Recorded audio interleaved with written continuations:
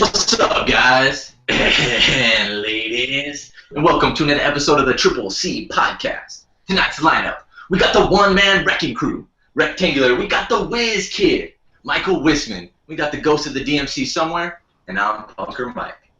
A special guest appearance by the big man himself. He's always got the right lighting, and you'll never, ever catch him biting. The CEO, the founder of Articulated Comic Book Art. He catches lightning, and he puts that shit in his motherfucking detox. His name is Boog Nice. Yo, that was excellent, man. Shit. we keep it professional here. And what does C.C.B.A stand for, Punker Mike? Or Michael Wisman? Clean, cropped, contained. 3 C's of a.c.b.a, man. Clean, cropped, contained. Yeah, so that was our secret salute to a.c.b.a when we named the podcast. That's what's up. All this time I thought it was something else. Yeah. See, we had to get the Dogfather on to make the announcement. No doubt. So how you doing, man? Father? I'm chilling, man. I'm feeling good on this Saturday evening. It's good to see Mike and Mike together. Two stupid Mikes. Keep it up, dude. Yeah. Well, it's really good to see like a lot of people in the community hanging out and getting together and shit, and like it's really a wonderful time to be a collector within. Just a collector in general, but I feel like a.c.b.a is just winning right now with all of these like connections and people hooking up and just pause and just getting together and hanging out in their cities and stuff like that, man. I think it's a wonderful thing, man. Really. You know what I'm saying? Hell yeah, we've been past few episodes. I've All right. In the past few episodes, I've mentioned that we should really get serious about having a convention. San Diego, a lot of people can't make it to San Diego for Comic-Con, especially with accommodations being all fucked up as they are. But Vegas might be a smart move, and have, even if it's just 100 of us, the hardcore, or 300, there's probably only about 300 hardcore members in the group anyway. If we could get half of those people and do like live displays and stuff, that'd be pretty awesome. That would be dope, definitely. I feel like though, as a collector, you gotta make it to San Diego Comic-Con at least one time in your lifetime. That shit is like the mecca of being a nerd and a collector, man. You gotta make it to SDCC one time. You know what I'm saying? So we would have to do something out there at least once, but Vegas sounds interesting. That's for sure. That sounds very interesting. You been to Vegas before? Y'all all been to Vegas before? Yeah, we talked about how. Yeah, not since I've been 21, but. You said not since what? Not since I've been 21, but I had family who lived out there, so I go all the time. So, Wisman, you were talking about Vegas? Oh, yeah. I don't live that far from Vegas, so I've been there a lot. I don't go there anymore, though, because I got super sick last time. But it's cool. What do you mean? Something you ate out there, or just the regular motions of dealing with your shit? I got buffed up. All three. Yeah. There I was, just a poor collector stuck in the circus bathroom for 12 hours. Yeah, we were talking about what a crap hotel Circus is, that they need to fucking tear that place down. That's where I stayed in 1997. That was the last time I was there. I thought by now they would have torn that fucking place down. It's a dump. They actually have a circus here in Reno. I'm only an hour from Reno. Mm. So let's do it there. Let's go to Reno instead. Yeah, that'd be tight. Yeah. I fucking actually hate Reno because it's probably similar to Vegas. There's like smoke. There's smoking everywhere, and I'm allergic to cigarette smoke. Supposed to. So, what like Reno 911? You out there with those guys? They don't. They actually never. They didn't actually film that in Reno. just so you know. Really? Now, yeah, they filmed that in the L.A. or SoCal area, like probably Bakersfield. But so Boog, let's get into the history of a.c.b.a.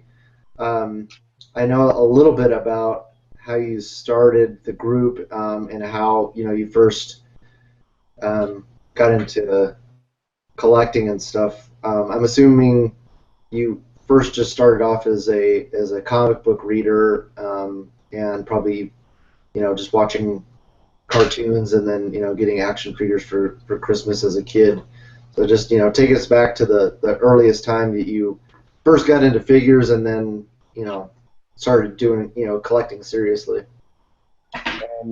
My earliest memories of collecting and fucking around with the figures were with the G.I. Joe figures. That was like the thing that really brought me into collecting and wanting to set up scenes and do like these little war scenes and stuff like that was with G.I. Joe. Me and my brother used to have like these crazy, like we would both have like a half hour to like set up one side of this all-out war we were gonna have, and we would just do like a play-by-play of whose guy got which other person's guy and how that person took him out and like explain it, and that was like the early memories of like doing setups was G.I. Joe. So that was in the 80s, and obviously I was always into cartoons and Transformers and He-Man and obviously G.I. Joe, but G.I. Joe was like my shit as a kid.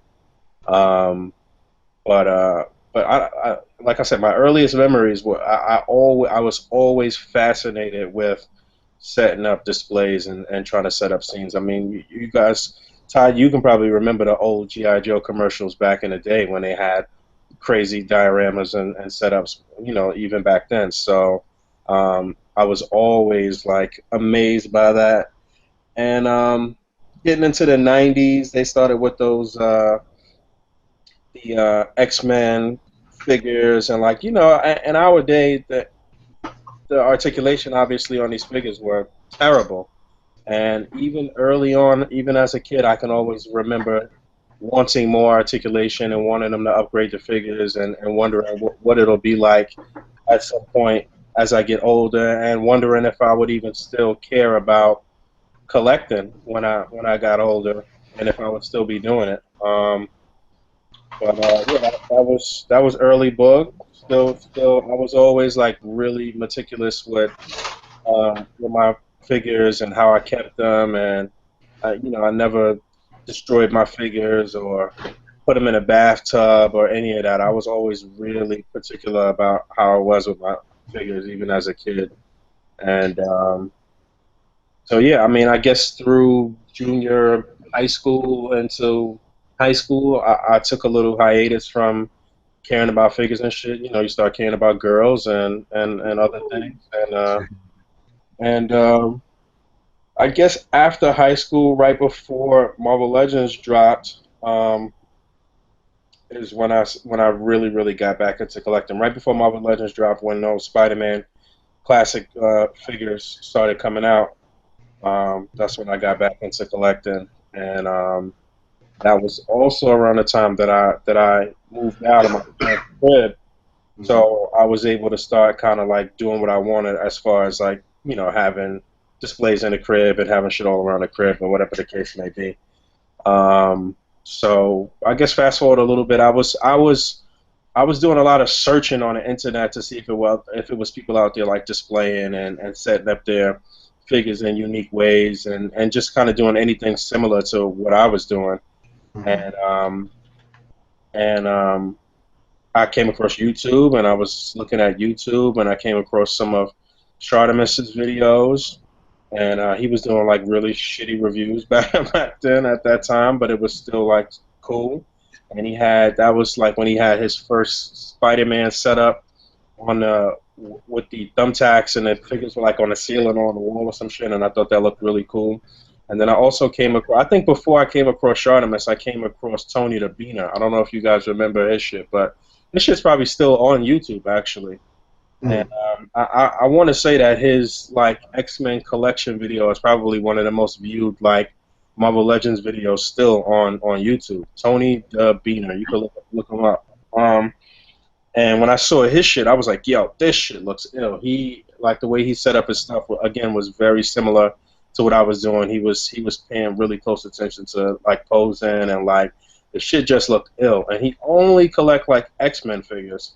I remember, and but his setup just looked ill, and it was. Yeah, I was looking at that shit probably like 2 and 3 times a day, just looking at that video, and slowly but surely, more people started coming onto YouTube. It was like KJ Hulk and Sentry and Loot Thug, who passed away. Obviously, you know a lot of people know that who passed away a couple years ago, but Mad Gus and freaking JRA Nightmare and what's this kid's name? Get Tasker, who's from like Australia, I think. I just spoke to him recently, actually, on Instagram or Facebook or something. But it was like it was probably like 20, maybe 30 people tops at this time on YouTube, and we were just pretty much just like sharing shit that we got, sharing collection videos, sharing little displays here and there. Yeah. And I'm just going on and on. I don't even know what the focus is here, but just to give people huh? just to give people a little bit of perspective, Facebook didn't really even exist. Oh no, definitely not. There was no Facebook. There was no Instagram. There was no Twitter. YouTube was the social media of the day. Pretty much, and YouTube was fairly new at the time still. So it was that was it. It was just like it was a lot of shitty fucking videos on YouTube. I mean, it was literally YouTube at that time. It was nobody really with like high quality production shit. It was shitty cameras and you just in your room just talking and shit. And at that time too, when you first started on YouTube, you could only record for up to like 10 minutes or something like that. Yeah, 15 maybe. 15 tops. Yeah. So I remember back in these days, people weren't even really editing their shit. They'll just go for 10 minutes straight and just say fuck it. Like if you get 7 minutes into recording and you fuck up, you might start over and start talking over. Like it was a fucking process. Like, you know what I'm saying? Like nobody was on that high quality editing shit or like really trying to make their shit look really nice. But it was great. It was great because it was that raw, just the essence of just being a collector and having fun, and like you really felt like you were in that person's home and with them. That it was a great feeling, no question about it. I do miss those days a bit. But yeah, probably like 25, 30 of us just chopping it up. You know, you would be.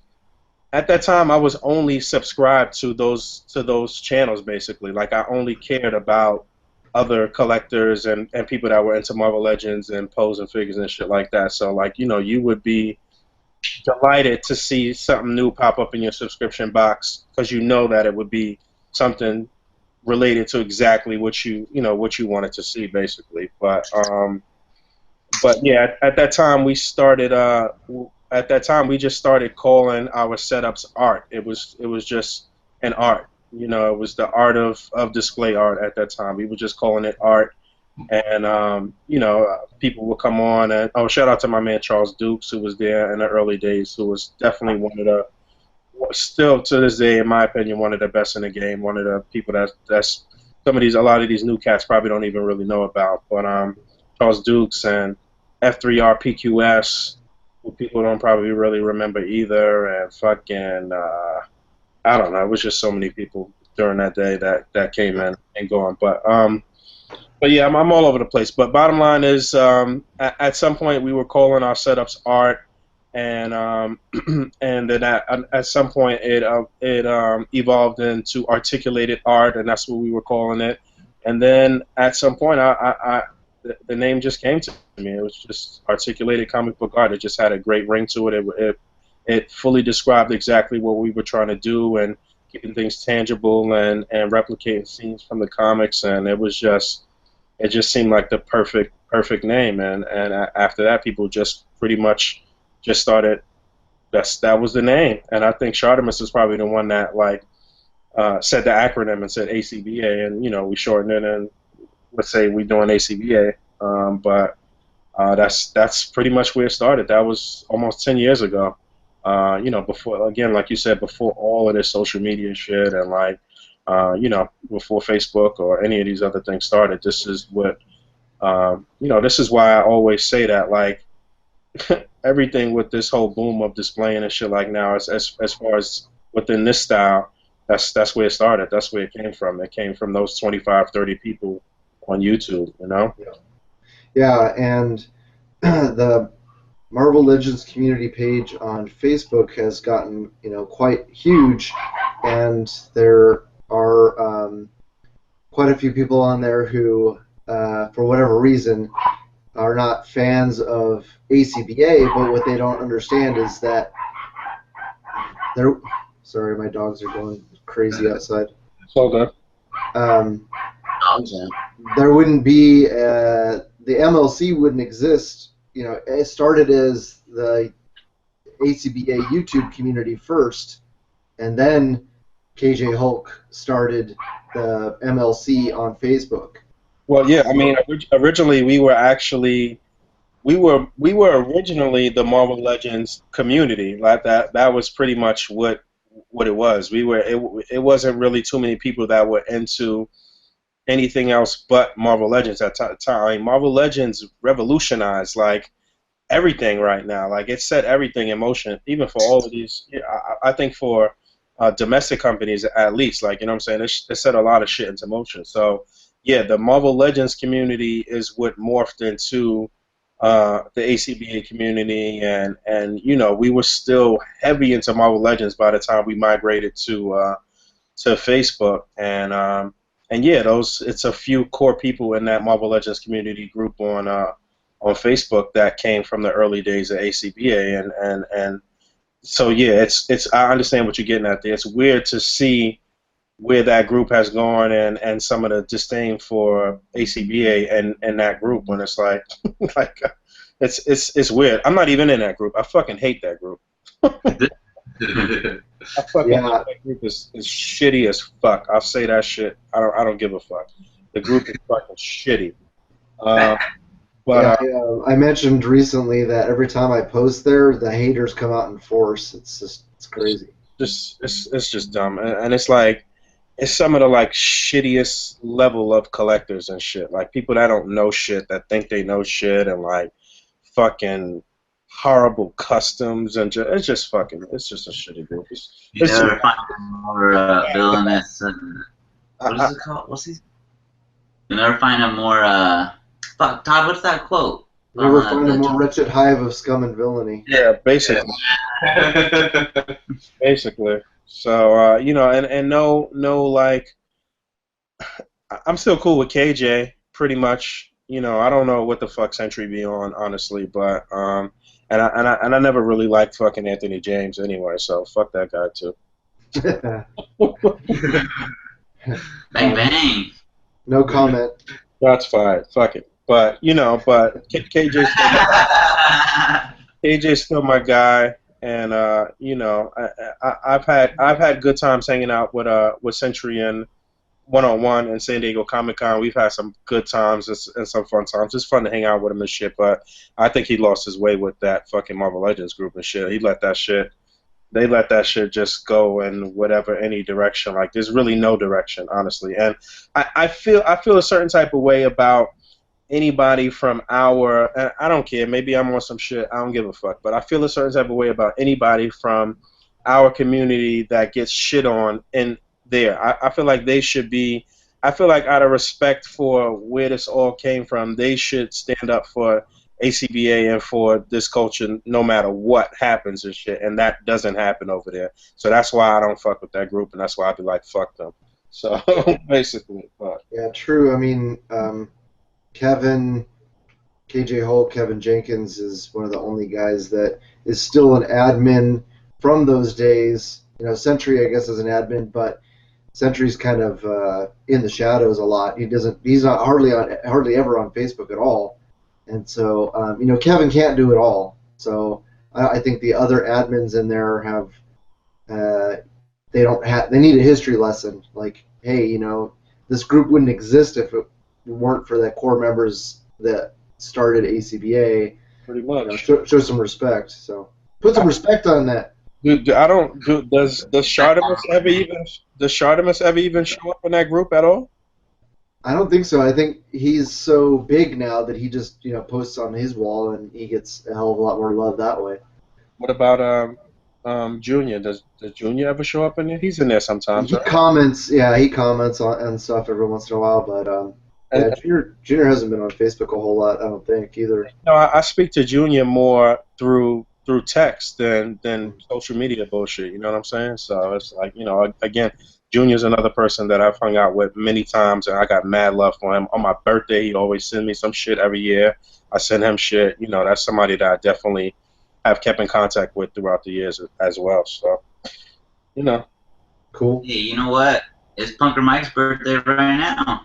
All right, so I got to send you something then, Mike. Where's that birthday sticker, man? What What's you that a.c.b.a. birthday? What you Oh, want? yeah, I'll take that. I got the new Wolfpack NWO in your size, baby. It's coming your way. I got you. That's cool. I know Punker Mike likes wrestling, so he'll appreciate that. Yeah, we got the red Part of the Wolfpack, bro. the Wolfpack joint with the red logo. I got you, baby. It's coming your way this week. Yeah, the Wolfpack right here. That was a fun time in wrestling, man. Fuck yeah, I watched a documentary where Wade Boggs and Mr. Perfect actually started that. Really? Yeah, Wade Boggs, like the player from the Red Sox, they were doing that, and they kind of, like Kevin Nash and Scott Hall and some other guys kind of like seen him doing that shit all the time, because those guys, Mr. Perfect and Wade Boggs, were like best friends. Like they were like legitimately best friends. Oh, that's crazy. I didn't know that. I thought that was a Wade Boggs was talking about, I was like, we started that shit, man, and then we seen them start doing that, everybody in the crowd doing that shit. I used to Well, love. that's how a.c.b.a. feels. I'm sure as a kid you spit out your gum and hit it many, many times. Oh yeah, I fucking bust the shit behind my back right now. Where's that towel at? Where's that towel? Yeah, so happy birthday to Punker Mike, and hopefully at the end of the show we'll have a surprise guest to say happy birthday to him. It'll be X-rated, so Is put it Linda Carter? Linda Carter. We'll get you Linda Carter for your birthday, Todd. Yeah. Yeah, I kept fucking with Punker Mike and said I gave him a present. He was supposed to open it on the show, but he left it back at home, and I kept fucking with him that it was a Minton card 3 3/4 inch figure. So. he just didn't want to show that purple dildo. Yeah. He wanted to bring that dildo to Mike's house. That's what it was. Now there's a rubber. Got you good, fucker. It's called a neck massager.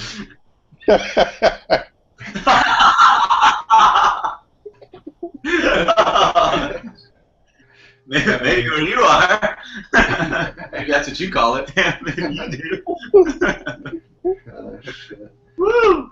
So the name of the group, did that come before or after you figured out about cutouts? Before you basically invented cutouts?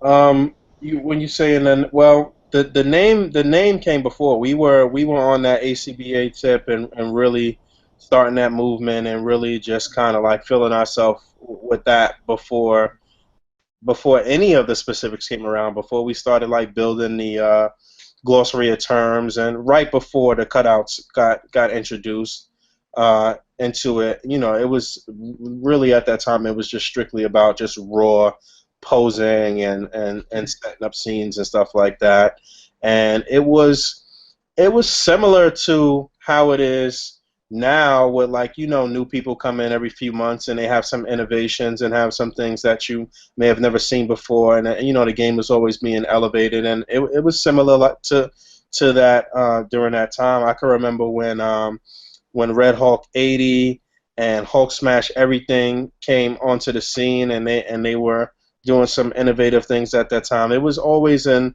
era every every year or every few months of different people coming on and doing some really innovative things.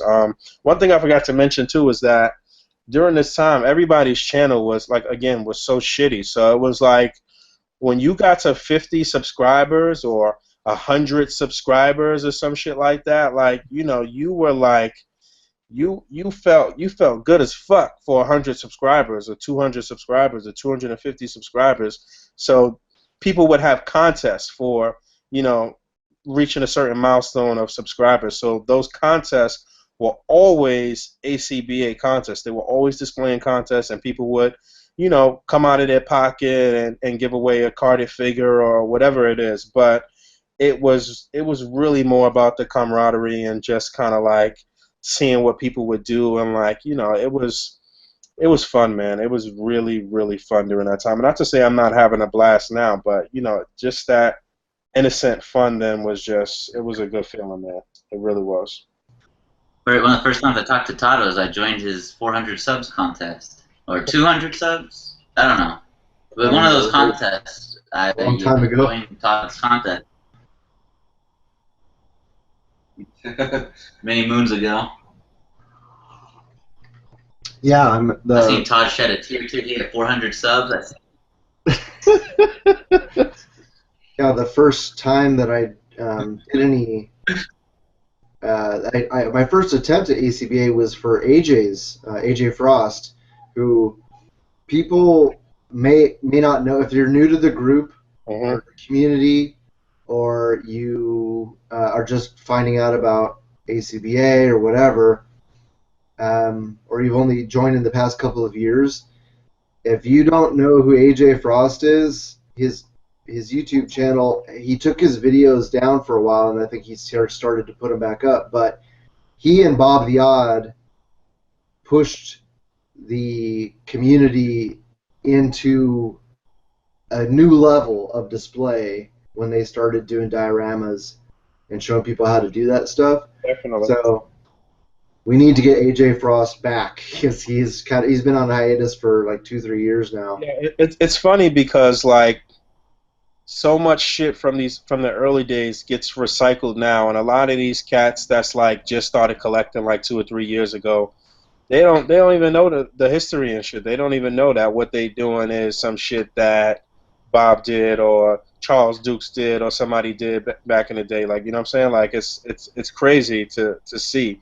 And that's why I be on my shit. Like I don't give a fuck what nobody say. That's why I be on the shit, because like a.c.b.a pretty much put all of this shit into motion, or somebody from within that community put a lot of this stuff into motion, and again, all of that shit started with Legends. There's no question about it. Marvel Legends pretty much birthed the Marvel Legends community, and then a.c.b.a, and that's what it is. Yeah, and then a bunch of copycat a.c.b.a copycat groups sprung up. No question, everywhere, and not just domestically. We talking about Spain, Brazil, fucking everywhere. Like, you know what I'm saying? Like, this is what it is. But you know what's funny is that I was talking to a cat the other day. He got upset, Brazilian cat. He got upset because I pointed out some shit on his picture that he didn't that wasn't right. And he proceeded to tell me about how it is in Brazil and in the group that he's in Brazil. I'm like, oh, you're talking about the group that copied our entire blueprint of everything, all of our terms, all like that group? That's what you're talking about? I'm like, don't tell me no shit about this group. I'm like, remember that you post in a.c.b.a. You never see me going into that group to post. That should tell you some shit right off the bat. Like, you know what I'm saying? No matter what shit people talk or whatever you say, you always come to a.c.b.a to showcase your shit, because that's what it is. It's the it's the premier group. That's just real shit. Like, you know what I'm saying? And like a lot of these groups have tried and failed to replicate that formula. And it is what it is. And I'm not shitting on any one place. So I'm just talking real shit. That's it. I love the fact that always. Say it again. You don't like those Google Translate groups where they just join a.c.b.a, they copy the rules, Google Translate it, bounce, and make their own group and paste that shit on there? Basically, literally, that has been done so many times. It's not even funny. Um, but yeah, I mean, you know, it is what it is. I do love the fact that there are so many people from so many different cultures that converge on our group and shit like that. And I'm not here to just like shit on anybody, but I'm definitely not gonna be pussyfooting around shit or walking on eggshells. I'm always tell it how it is. And yo, what's funny is that particular person, his shit ended up getting featured. He you know he ate that. We talking to PM, and I told him what it is, and it is what it is. And he came back in the next 2 or 3 days, and he had a pic that got featured on the Instagram that got a fucking ton of love. Like, you know what I'm saying? So it is what it is. It's, you know, it's that's it. You know, that's what it's about. You know, I'm not going to just shit on you and not. I'm not going to shit on you at all. And if it seems like that, it's really not. It's just tough love. You know, we just trying to keep elevating the sport. That's all. Yeah, we talked a lot about, and like with Pharaoh and a few other people about how, and with Dave Johnson, who his episode just went live yesterday. Um, Basically, there's two types of people who join a.c.b.a. Those that are there to learn and take criticism and to try to improve, and then there's those who come and don't really want to pay attention to the rules and don't really, they just want to, I'm just having fun with my figures, and who get butthurt as soon as you try to tell them, like, this is what we're about, and then they go and cry and run off, and then they talk shit about a.c.b.a. It's like, don't be one of those people. Yeah, it's unfortunate, but I mean, it is what it is. The group is thriving. It's you know, we adding a lot of new members every day. Uh, the Instagram is popping. Like, you know, people looking to us for what's what when it comes to displaying. So it's a good thing. It's definitely a good thing. And you know, to see cutouts evolve. I know you had Ty on the show, and to see that, because I could even remember when I introduced the cutouts thing. I said, you know, this shit is not even perfected yet. I said, you know, in some years, somebody will come along and perfect this, and probably be able to incorporate them into a display even better than I can, or and definitely better than what I'm showing right now. But you know, I said this is gonna be what it is though. Like, this shit is gonna take off, and that's what it is, man. So it's crazy to see people coming with so many different styles and techniques, and how everybody has fallen into their own style. And like, it's nuts how you can pick out somebody based on their style of displaying. Like, you know, it's crazy. It's crazy. And it's a wonderful feeling, man. It's good, man. I love to just look at everybody's stuff and look at everybody's art, and like, you know, it's good. Yeah, when you're talking about somebody who's perfected cutouts, there's that kid in the white sleeve cutout there, the a.c.b.a. cutoff shirt. Definitely, no question about it. Mike is at the top, at the upper echelon when it comes to cutout work. He's probably the best, no question about it. Here we go. Yeah. Yo, you know what's funny? You know what's funny? I'm talking this real shit tonight. I don't give a fuck. But I saw maybe like 8 months ago some cat out in Brazil doing a cutout tutorial based on Michael's fucking cutout tutorial, and introducing it as if he did some shit, and then like kind of like halfway side mentioned, oh, this is a technique from America and shit like that. I'm like, look at this fucking guy.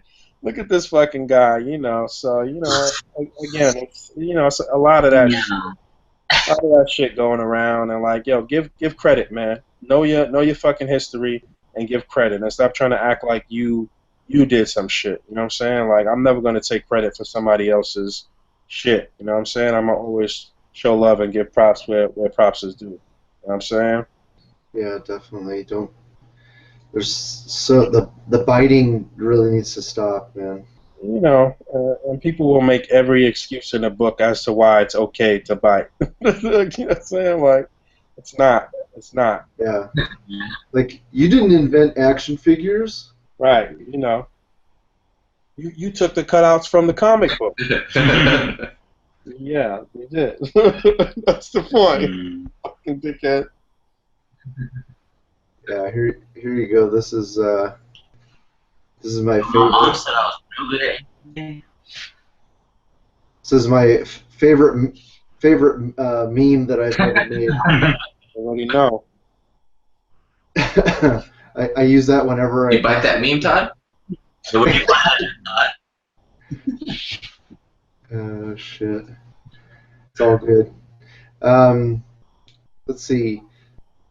So actually, I met you through Pharaoh. I actually became friends with Pharaoh first, um, and we were talking about. Yeah, I don't remember which episode it was, but basically you can definitely see, like, you go through the albums on the like page, and you can see this transition. I think it's around a.c.b.a. Album number 9 or 10. Mm-hmm. You can see a huge improvement. You know, it's kind of like, you know, there was. I think we started to, you know, switch out admins and also just really focus on, you know, trying to incorporate the core principles of what a.c.b.a. is, and not focus on a lot of casual setups. Right, and you know what it was too that made a transition was people were taking better photos too, though. You know what I'm saying? They were more taking a more active role and really trying to do the right thing with their lighting and this and that and shit like that. But yeah, definitely, I would say maybe around album 7 or 8, you could see things really starting to change up. But yeah, it's crazy to look at the evolution of those albums. So I would encourage anybody to go on the like page and look from album 1 up into, I guess we on album, like, I don't know, 19 or 20 now or something. Yeah, as I say, I think we got to be in the 20s now. So yeah, just look at them and even look at the Simple Sunday albums and even look at the Timeline album, and you can see on the Timeline album you can see people's posts for their reviews and stuff like that. You can see how the quality of people's reviews and everything has changed. You know, so like it's definitely crazy. In another 2 years, who knows? Like, you know what I'm saying? Everybody will be on some studio level shit, I guess. But you know. Yeah, guys like Jeremy Lee and CJ have made the tournaments so much more difficult for anybody who wants to get into that, because they're just so immaculate with their display work. No question. Yeah, and the video editing portion has just really, you know, been elevated tremendously. So Punker Mike and Wisman, do you guys have questions for Boog?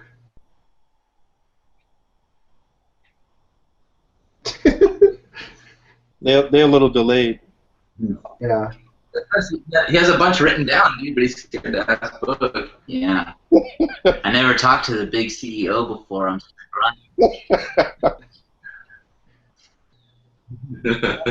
Ask away. So I heard a rumor going around. It was something like, you know, in the mornings you shit, shave, bathe. Nowadays, try to spend less the more you save, but you hustle. So I can find you where that money at, or you still spitting bars? Yo, I'm not. Yeah, you know what's funny? That's good. I just said to my girl the other day that, you know, I've been feeling the urge a little bit, and we joked about this on the a.c.b.a. podcast last week. Well, they joked about it. I kind of like sidestepped the question and shit because I saw where it was going. It was going somewhere I didn't want it to go. But anyway, I've been feeling like I want to get back into that creative space of making music and shit again. A lot of um, I'm feeling creative. I'm feeling like I do want to make music, and I want to talk about a lot of shit that's happened in my life in the past like 7 years. Because a lot of the shit that you guys have heard or that's been out as shit is shit that happened before all this a.c.b.a. shit. That was like, you know what I'm saying? Like this, that was it was in a whole nother vein and shit, But You were a much younger man. yeah, no question, stupid and reckless and all of that stuff. So I'm ready to make music from a another perspective. I'm a father. I'm fucking, I'm doing trying to do some amazing things with displaying, and I want to talk about some of that shit. I do, but at the same time, I don't know. I don't know. I'm not hard pressed. I'm not trying to be a fucking rapper. It would be all for the love. It would be, some shit that would be a free release. It would be free. And don't get it fucked up. I forgot to say this last week when they was joking on the podcast and shit. Like, yo, I'm dumb fucking nice. Don't get it confused. Like, like I'm not gonna act like I'm not actually good. Like, I'm very, very good, but I don't know. I gotta feel it, man. I gotta feel that motivation to want to get back in the studio and spend money on studio time and make music and shit. I haven't quite got to that space again yet. So Yeah, I'm not a big fan of rap, but I was enjoying like when you were consistently doing main course, um, and you would put in like new stuff that you were working on, or even old stuff that you were working on. I was like, man, this stuff's pretty cool. I liked. Um, I wanna do some shit with Cheddar. I wanna do some shit with JC. We actually have something that's I have. Cheddar cheese. Yeah, we actually have something that I just haven't mastered in the studio. Like the lyrics and everything is laid. I have JC's verse. We have a beat. And shout out to my man. Um, Shout out to my to my man Hila, who has done a lot of production and shit for me. But we have a song. It's in the studio. It's there. Like, you know what I'm saying. Like, JC's got a verse. It's a complete song. Like, you know what I'm saying. I haven't relayed my vocals, and it hasn't been mastered and shit. But it's a fucking dope song. And this has been already for like we did this song like almost 2 years ago, probably. And yeah, that's that was. still nobody's ever heard it, but it's hot. I know that it's dope. There's no question about it. But I want to do more shit with JC. He's got that young man shit going on, man. He's got he's got that. Young Cheddar cheese. He's got swagger. Right. So I'd love to do more shit with him. And you got these guys that fucking think they can rap, trying to trying to trying to do what my man Cheddar trying to do what my man Cheddar's been doing for a long time already. Rapping about the toy game and rapping about collecting and shit like that. Like, we've been doing this shit for almost 10 years already. You know what I'm saying? We got these fucking lame ass fucking biting motherfuckers coming and acting like they can rap with this shitty music. And partly that's why I don't feel like I want to do it. Because I don't want to be like, I'm following behind these fucking clowns. Like, you know what I'm saying? But we actually been doing this shit already for a long time. So it's weird, man. It's weird.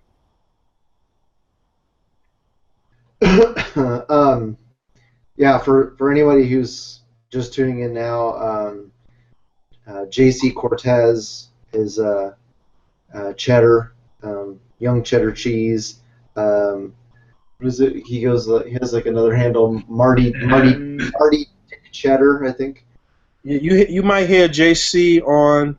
Marty. You do hear JC. I use the intro with vocals for my channel probably more than I use my own damn intro, honestly. So you could actually hear some of his stuff on my channel. He's still got his a.c.b.a. intro on iTunes. Mine is still on iTunes. Those still actually do okay on iTunes. People still buy them to this day. They'll spend a 99 cents on those little intro songs and stuff like that. But yeah, JC is dope, man. He's got that. He's got that energy. He's got that swag. You can understand everything he's fucking saying. He's not swagger jacking somebody else. He's got his own style and shit, you know. So that's hip hop. That's what rapping is You know about. why though, right? Huh? You know, right? Because if I take a picture, he better caption it. He ain't a super soldier. He got those powers by accident. Accident. Yeah, when I first joined the group, I didn't know who originated the song, and I interviewed JC on my, so you can check that video out on my channel, and I think it says interview with Cheddar, and so I guess you wrote the song first, and then he took the outline of your lyrics, and then he just changed it a little bit, and he did his own version. Right, and you know what? Some people don't know is that Realistic had a version as well. Yeah, I've heard hers. And so she had a version that we used for the a.c.b.a. community channel in the early days of creating that channel. And shout out to her. I haven't talked to her in a long time. She's out in Hollywood or some shit, chasing celebrities or something. I don't know. But yeah, she had a version too.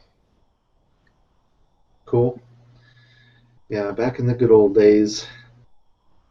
So, man, San Diego Comic-Con, we were talking about that earlier, and I know Punker Mike kind of feels the same way, where we hate crowds. And I saw, old videos. I think it might have been the last time you were there. You were in a wheelchair. Definitely. Yeah, that was. I think that was 2012, I guess. Mm-hmm. That was the last time I went. Maybe it was 2013. I'm not sure, but the first year I went was probably one of the funnest years that I've been. That was a year that me and Solid, and shout out to Solid, he was there in the mid early days as well on YouTube. And I would say even at that time, he probably still had one of the biggest collections and shit. I wish Solid would have got more into doing reviews and and took it to the same level that Russ, that Shartimus and some of these other guys took it to. He could have been a big YouTuber with that review shit. You know what I'm saying? But yeah, 2011 was a year that it was me and Solid. We roomed together, and we were shooting that documentary by Morgan Spurlock for the Comic-Con documentary. So we had a fucking blast. I didn't end up being in the documentary. They cut out all of my all of my parts, but in it for a good 7 or 10 minutes or some shit like that. But we had the VIP treatment the entire time we were there because we were filming the documentary.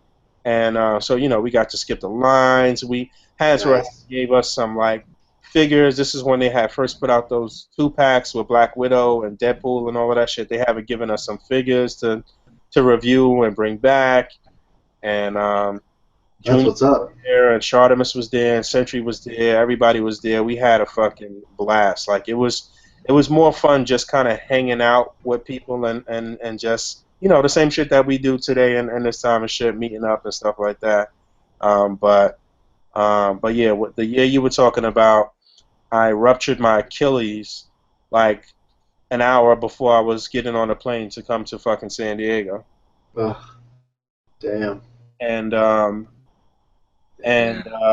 everything was already fucking paid for, so I wasn't about to miss fucking Comic-Con. Mm-hmm. So I hobbled my ass on a plane and still went out there and just self-medicated the entire time. And when I came back home, I went to the emergency room. And when I came back home and went to the emergency room, the fucking doctor was like, "You are fucking nuts. You walked around on this shit for a whole week and you're just coming here now?" I'm like, yeah, I was at Comic-Con. Shit was crazy. When I broke my shit, you're at Comic-Con? All right, Yeah.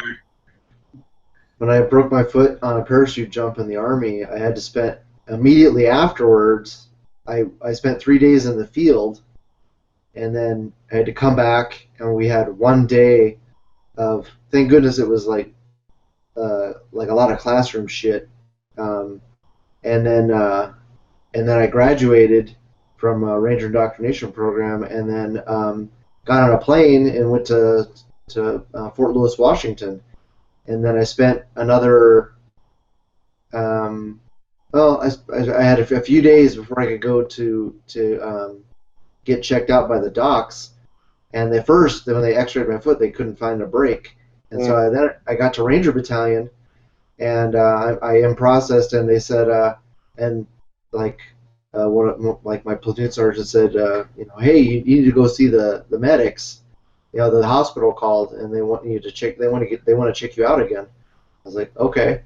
So then I had to go to the hospital and got more X-rays, and they found out my foot was broken. There's a piece of cartilage in between your shin bone and your foot, and I cracked that in half. And so it was like 2 weeks I was walking around on that shit. Yeah, I walked around for a week, and my shit was like swollen as fuck. And it was a very difficult injury to recover from, man. Like it was depressing as fuck, man. Like it was like excruciating pain, man. Yeah, I feel you, brother. sounds like he crossed you over too hard, bro. That's the real story. Yeah, it's funny because I was playing basketball. That's how it happened. Yep. Yeah. Yeah, he said he turned your ankles into wine. Shit, I was drinking a lot of wine when we got out there. That's for sure. Junior's wife had like some pain medication that she gave. She just like randomly had and gave me while we were out there too. Yeah, so I think Punker Mike and I are probably, and probably even Wisman, probably never going to go to San Diego Comic-Con. It's just so. I hear the horror stories, like when Diego's on here, he talks about just how crowded it is and how long the lines are, and that it just keeps getting worse and worse every year. Yeah. It's a pain in the ass. There's no question about that. It's a job for you to get those exclusives, man. It really is. Yeah, and it's almost impossible just to get a ticket now. Yep. It's much better if you. It's honestly better for you to try to do your online one too and just getting the exclusives how you can through online or whatever the case may be, because being down on the ground there and trying to do it's really a pain in the ass, man. Yeah. Sometimes I cross my fingers and be like, okay, Hasbro, whatever Marvel Legends exclusives it is this year, be it something that I don't want. Right. It's such a bitch to get them. I don't think that's going to happen this year, though, man. I think they're going to put out some shit that people really, really want, man. The way that they've been going, and, like, it's probably going to be something crazy, man. Yeah, we'll see. I wouldn't be surprised. I was surprised that You say what? Give me a big old purple fist like Todd sent Bunker Mike. I'm surprised today. We're a Thanos gauntlet one.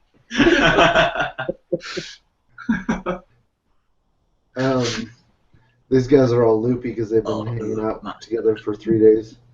But we're recording this on Memorial Day weekend, Saturday, and I'm surprised that Hasbro. They just finally showed the version of, we're getting a brown suit Wolverine, so like Boog had said about 6 months ago, we're basically getting an updated version of Series 6 from Toy Biz, and I'm surprised that they actually haven't revealed what the San Diego Comic-Con exclusives are today, because they've been kind of like very trickling out piecemeal what stuff's going to be coming out.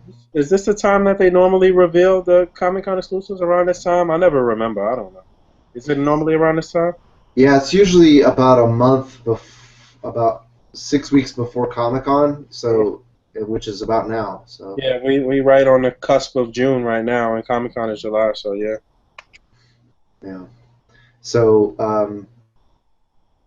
Namor, I thought was going to start popping up in stores today, but so far haven't seen anybody post that they've been finding it. I think the warehouses are just starting to get it, but I've been calling around, and I had Al Chang's down in SoCal right now, and he talked to a manager there, and they told him not that at least SoCal is not supposed to get it until the end of June. So I don't know. We'll have to see. Yeah, I'm ready for that to finally drop, and so I could grab another one. I'm excited for this X-Men wave, that's for sure. Yeah, I'm actually contemplating buying a case just because there's Deadpool and Wolverine are going to be so sought after, and they're only going to be one per case because there's eight characters in that wave. Right. Nobody's double packed, so that way I'm not stuck. Typically if there's like 6 figures in a wave, then you're stuck with like 2 Captain Americas and 2 Iron Mans, and then you have to try to sell that shit, and it's impossible. So if I buy a whole case, if there's anybody that I don't want, it shouldn't be that hard to sell them, or just say fuck it and just keep them. How many figures were in this Captain America wave that's not even still officially out? The MCU Giant Man. It was still There's 6 figures, right? 6 characters, 6 figures, yeah. When's the last time we got 8 figures? I don't think we haven't got 8 from Hasbro in a really long time. It's been usually 6 or 7. I can't remember when we ever got 8. Usually you always get a double of somebody. I think the last time we got 8 was probably when they were actually really doing that run and chain shit. Could be. Maybe the Arnim Zola wave? Or Terrax? Let me look. I got both of those, a figure from both of those on the wall. Let me look. Well, Terrax, I think Thor was double packed, and he didn't come with a BAF piece. But anyway, I'm so glad I was catching up with comments on my YouTube channel, and I'm so glad that there's no double packed figure in that X-Men wave.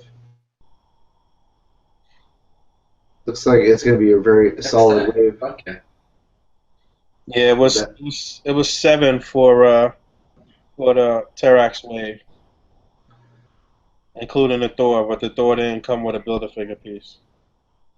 Yeah. So you only needed 6 figures to build Terrax. Right. Yeah, I can't remember. I'm going to guess it was like the Brood wave or some horrible wave like that where we got 8. And you know what? The Thor was the San Diego Comic-Con exclusives before the Terrax wave dropped, but it was the one that had the different deco with the lighting and shit. Yep.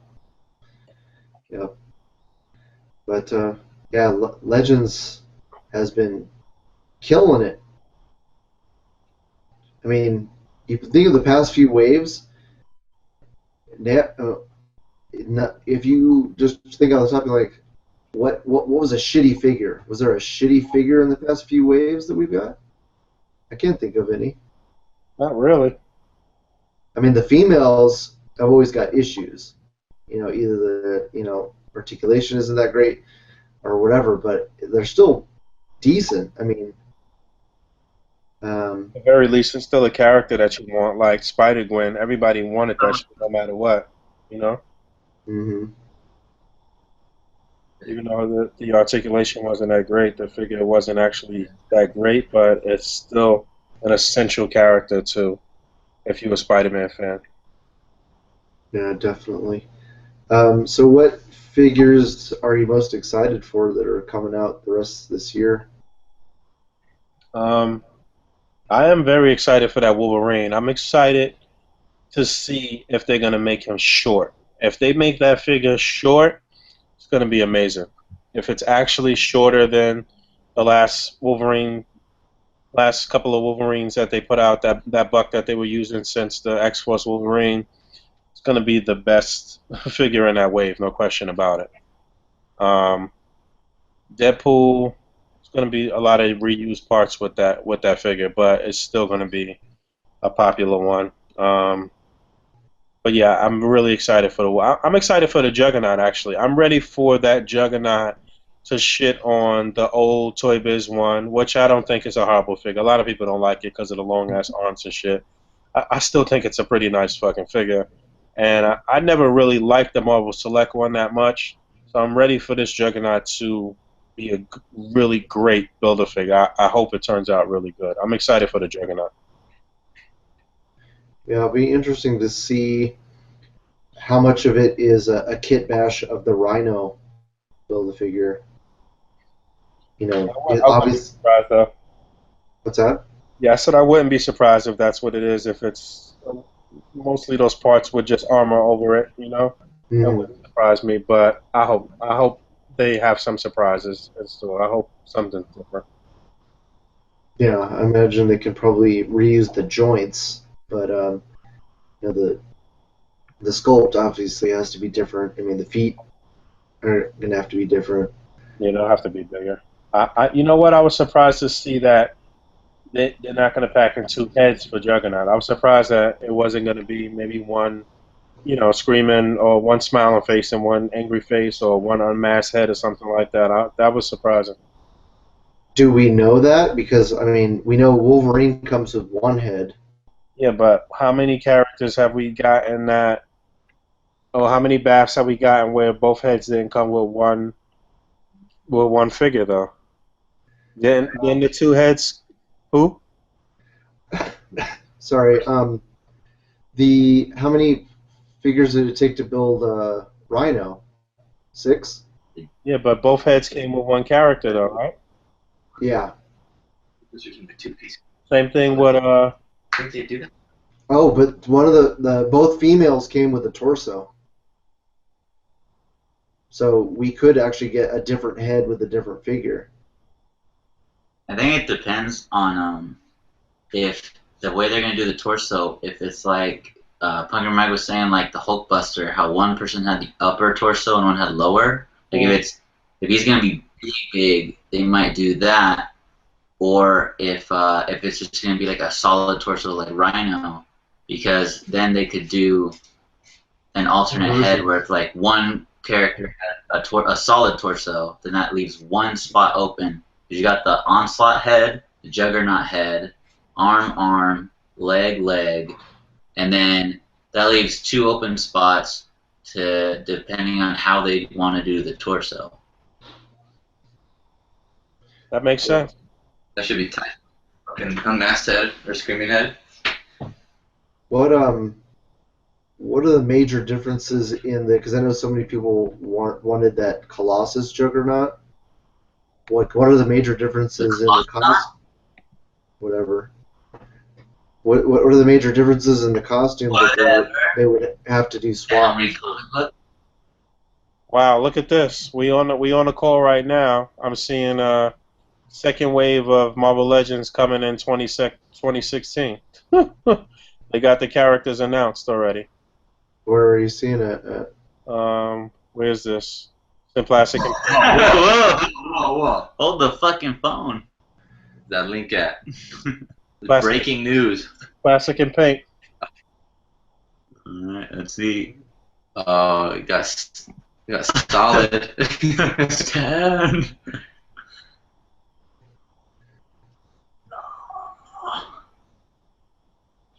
Loading. Oh. we go. Like I said, they're gonna be trying to round out. No way. They're gonna be trying to round out the classic '90s Jim Lee team. Shatterstar. Nice. Get that fucking Cyclops on there. So Shatterstar, Colossus, Polaris, Sunfire, Dazzler, Cyclops, another Wolverine? Huh. We see a lot of Wolverine. Oh, they'll probably do the same one. Brown, but they'll do it classic colors. Yeah, they're gonna do them in the yellow. That's exactly what it's gonna be. Yeah. That's a pretty big surprise because Maybe even unmasked head even. my source for one of the retail locations has been consistently over the years has been getting their system has the entire year's worth of figures listed in it, and that wave at least previously was not in their system. So I want to know when the fucking year is packed right now. When is this shit that's like, that I've gotten a little early that I reviewed and shit that's still not officially out. Like we talked about, like Enamor that just came out, the 12-inch Spider-Man, those other 12-inch characters and shit. The MCU Giant Man wave is really just now starting to hit retail. So we still got a wave of Spider-Man Legends. Now they're saying 2 waves of X-Men Legends, the SDCC exclusives, and we just at June right now. What are these shits going to drop every month? Yeah, we have the Doctor Strange wave. We Right. have another wave of Captain America figures, and then we have whatever's going to be the Amazon exclusive, whatever's going to be the Entertainment Earth exclusive. Those haven't been announced yet. So Looks like Boog, looks like your daughter ain't going to college, man. Basically.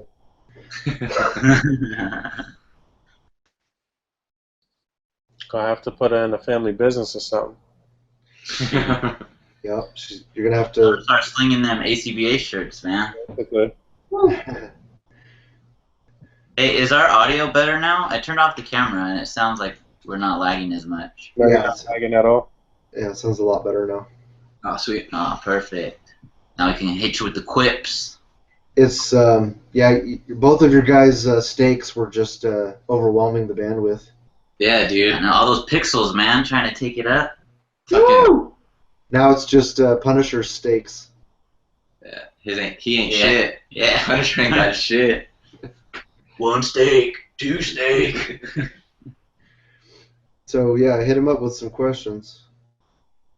You know what? It's funny. I was showing these guys the Pride of the X-Men pilot. Did you guys ever see that episode from like I want to say like late '80s? I'm not sure. I might have. Yeah, it was like an X-Men cartoon pitch. Like before the '90s cartoon, they pitched this one with like an Australian Wolverine and some other stuff. Oh, I think I did see that. I know what you're Yeah, it was like Colossus, Dazzler, everything. Yeah. The animation looked great, right? Yeah, it actually really good. It looked real good. But the second wave they just announced, and then the Juggernaut and Brown Wolverine and stuff. Looks like we're getting that team as well, like the '90s team with the Cyclops, but also the '80s, because this picture has Colossus and the Dazzler. All she needs is a jacket. You know what? We can't really go by these pictures though, but yeah. I know, but it's just coincidence because we were watching that, and then to see all those same characters popping up right now. No doubt. But yeah, I'm excited, man. X-Men is my shit. I love the X-Men, man. Fuck yeah. I love the early X-Men. You know what I'm saying? I don't know what they're doing in these past like 3 or 4 years. What the fuck's going on over there? But Yeah, just Marvel Comics in general, but yeah, they've been fucking with the Avengers and the X-Men. They've been screwing. Well, everybody. They screwed up every team so far. Nuh-uh, man. The Guardians, that Kitty Pryde Star-Lord, Oh, yeah, dude. Heat, bro. Can't wait to drop that figure. I know. Yeah. better build a figure. Oh man. We shall see. So, is the X-Men movie out in the States yet? Yeah, it Yeah, is. I just saw it. It's funny that you asked that because that means that you don't give a fuck about seeing it. Neither do I. Wow. Yeah. I mean, you're a big X-Men fan. I'm not, so I'm kind of surprised by that. Right. Well, I don't know. I'm waiting for John P to hook us up with that with that Plex. Yeah, I guess there's a bootleg copy going around, but it's pretty shitty. So Yeah, I'm I yeah. don't think there's a good one out yet. No, that was the real movie. It's just still pretty shitty. It's at a really low budget. I don't know. I've heard mixed things about the CGI and shit. I've heard some people saying that it was pretty good. I heard some people saying that it was the fucking worst ever. I don't know. Yeah, I've heard pretty mixed things so far. It's pretty divided. A lot of people said it's shit, and a lot of people said it's good. So I don't know. I'm just glad I'm not heavily invested in X-Men. So when I see it, I'll be like, okay, that was all right. It was entertaining or whatever. I was pleasantly surprised about Deadpool because I'm not a huge Deadpool fan, and the movie made me like the character more, because I know only I only knew the basics about him. Yeah, the Deadpool movie was cool. I liked it. Yeah, that was heat, man. That's good. I just rewatched Civil War last night. Oh my god, the movie is so good and it's so funny. I mean, there's so many. I was laughing out loud so many times. It's definitely, you get so much more out of it the second time around. Like, I had forgotten that, and I'm curious if they're going to go back into this in next movie. I had forgotten that when Bucky kills the Starks, he opens up the trunk and takes out a case with that super soldier serum in the case. Yeah, but that's what they gave to those crazy dudes. Yeah, exactly. So Howard Stark was involved in, how was he involved in that? Are they going to go back and explore that? Oh. What the fuck was he doing with that super soldier serum? He's trying to pre-order his next wave of Legends. Yeah, so Boog, do you remember in the comics about what happens with Howard Stark getting killed by Bucky? I don't know about that. Because I'm pretty sure that happened in the comics. I'm pretty sure that happened in the comics. I'm not sure about that. Yeah, I need to go back and read up on that. You know what? You just reminded me that. So Spider-Man, obviously in Civil War, was the fucking tits. And last night, Josh Chaney was over hanging out for a while, and he had those the Figuarts the blank bodies. And man, the girl was whack, dude. That girl one is a no-go. But the guy was. You like the girl one? I didn't pick that one up. Nah, the girl She was small. Yeah. She almost looked like a teenager, like a young teenager. It's kind of creepy. She's like a naked ass young teenager. Sounding kind of pedophile over there right now. What's going on, man? Was it the Figma one or the Figuarts one? Figuarts. Yeah, the Figuart. The ones that just came out. Yeah, and it's that small, huh? Yeah, the chick's small. Yeah, the head of the girl, like even if you take the head off the body and you look at it, that's a straight baby head, dude. That's like, it looks like a baby. And so the girl one's kind of whack. The guy one was sick, and like the posing was sick on him. And we were talking about like turning it into a Spider-Man, and then putting like 3A clothing on it, and just whatever. But it got me hyped for that for the Figuart Spider-Man that's coming out.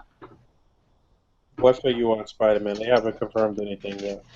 Yeah. The pictures. Someone took a picture at their thing. They were showing like the Ant-Man, Black Panther, stuff like that, and then in a booth they were showing from the Ultimate Spider-Man cartoon. Oh no, they confirmed that wasn't No. it yet. No, don't get it confused. I'm 100% sure Figure Arts is going to put out a Spider-Man, but that was for whatever reason they had the Ultimate Spider-Man logo, but that was that realization Spider-Man that like The samurai. yeah.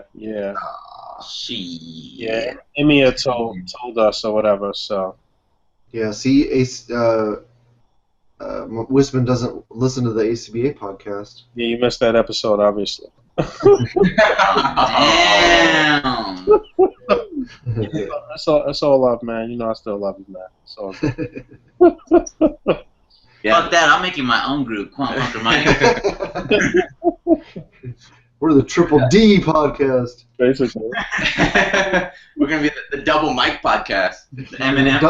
Yeah, the Eminem podcast. That blank dude is really nice. He's really nice. How tall is it? How does it compare with Legends? I think it was like A little shorter than because we had the Bruce Wayne, like the the Batman Begins Bruce Wayne where you had like the ski mask on him. We had one of those just sitting around, and it was about the same size as that. about the same size. It was the same size as like a 3A figure. So it's like it's like a smaller 6-inch. Mm-hmm. But the chick, like, we put the Gwen Stacy head on the chick, and that shit was big on there. The bobblehead in. yeah, that's a small body then. Wow. Cause the masked head and the regular head, the unmasked, that shit was big on there. Well, now you definitely got to get it for the Spider-Man since. Well, I think Figure Arts will probably do a movie Spider-Man at least.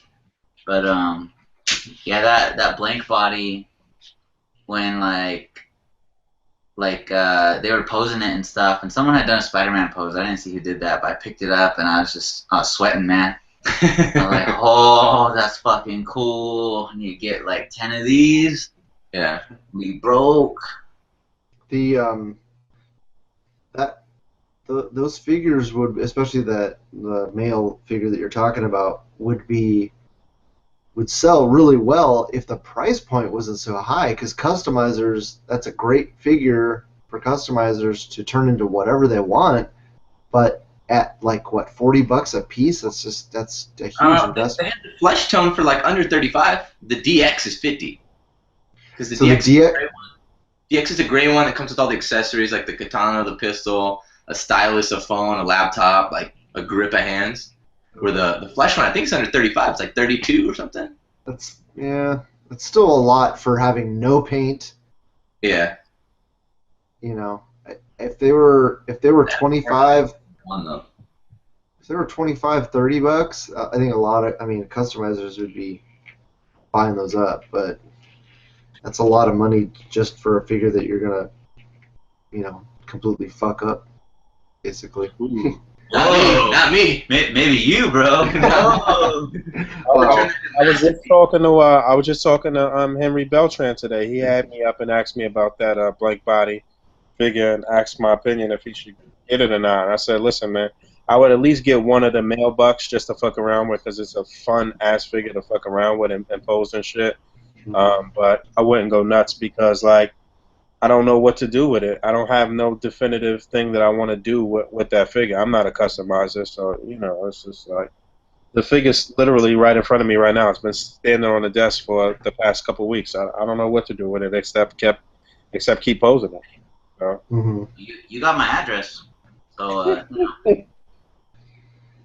I should just send it and let you just go wild with it. yeah. He's like, yo, I made the 6th Spider-Man. Thanks. Thanks, Boog. a.c.b.a. rocks. But yeah, if they no question, if they did Spider-Man with this, with this same articulation, that's gonna be amazing. It's game over. No pun intended. Spectacular. Spectacular, superior. So besides Marvel Legends, what other figures are you excited for that are coming out this year? Um, No. I'm excited to get an original trilogy Star Wars team through Figure Arts. I'm excited for that. I'm excited for Mace Windu, which I got to pay for. I've seen everybody gushing over that figure and saying it looks great, and it does look great from what I can see. Yeah. I'm excited to put Judge Dredd on a bike, the Mezco Judge Dredd on the bike, whenever that officially drops. I backtracked and I went and ordered the Alien Queen because I wanted to do just something for my DTOF with the Alien Queen and the Ripley, and I saw that Newt was about to come out. I'm excited to get that figure through NECA if I could, since it's an SDCC exclusive, and I don't even know if I'm gonna make it out there. So, Yeah. So yeah, yeah. Did you pre-order Vasquez? No, I don't really care about her, honestly. Yeah, that was gonna open a whole can of worms for me. I was like, I wanted that Vasquez so bad, but then I was like, well, if I get her, I got to go back and buy all the other Marines. Right. Start buying aliens, and I was like, nah, I just can't. Exactly. That's why I said fuck that. I'll keep Ripley. I'll keep the Queen. I'll get a few eggs in there, Newt, and that's it. I'm good. Just for my DTOF. I'm not gonna be taking pictures of that stuff like that or doing too much with it. It'll literally be for a living room display. So. Yeah, for a number of years, Aliens was my favorite movie. I mean, for once it came out, and then for like a decade, that was my favorite movie. And Vasquez was always one of my favorite characters from the movie. She was just such a badass. So I really wanted that. In fact, back when they were reasonably affordable, like $150, I wanted to get the 12-inch, basically the sideshow version. And I passed on it, and I shouldn't have. But yeah, Hot Toys weren't, or Sideshow, whatever those early Hot Toys figures weren't as good as they are now. But Nobody was clowning on you? Like, yo, Ortiz, anyone ever mistake you for a man? she probably would have kicked my ass, that's for sure. Ooh, I would have let her. What's funny is that woman, well, she was in all the early James Cameron movies. Oh! The DMC is in the building. Damn. Finally got the little one to bed, huh? Took long enough. Nah, his wife's still up.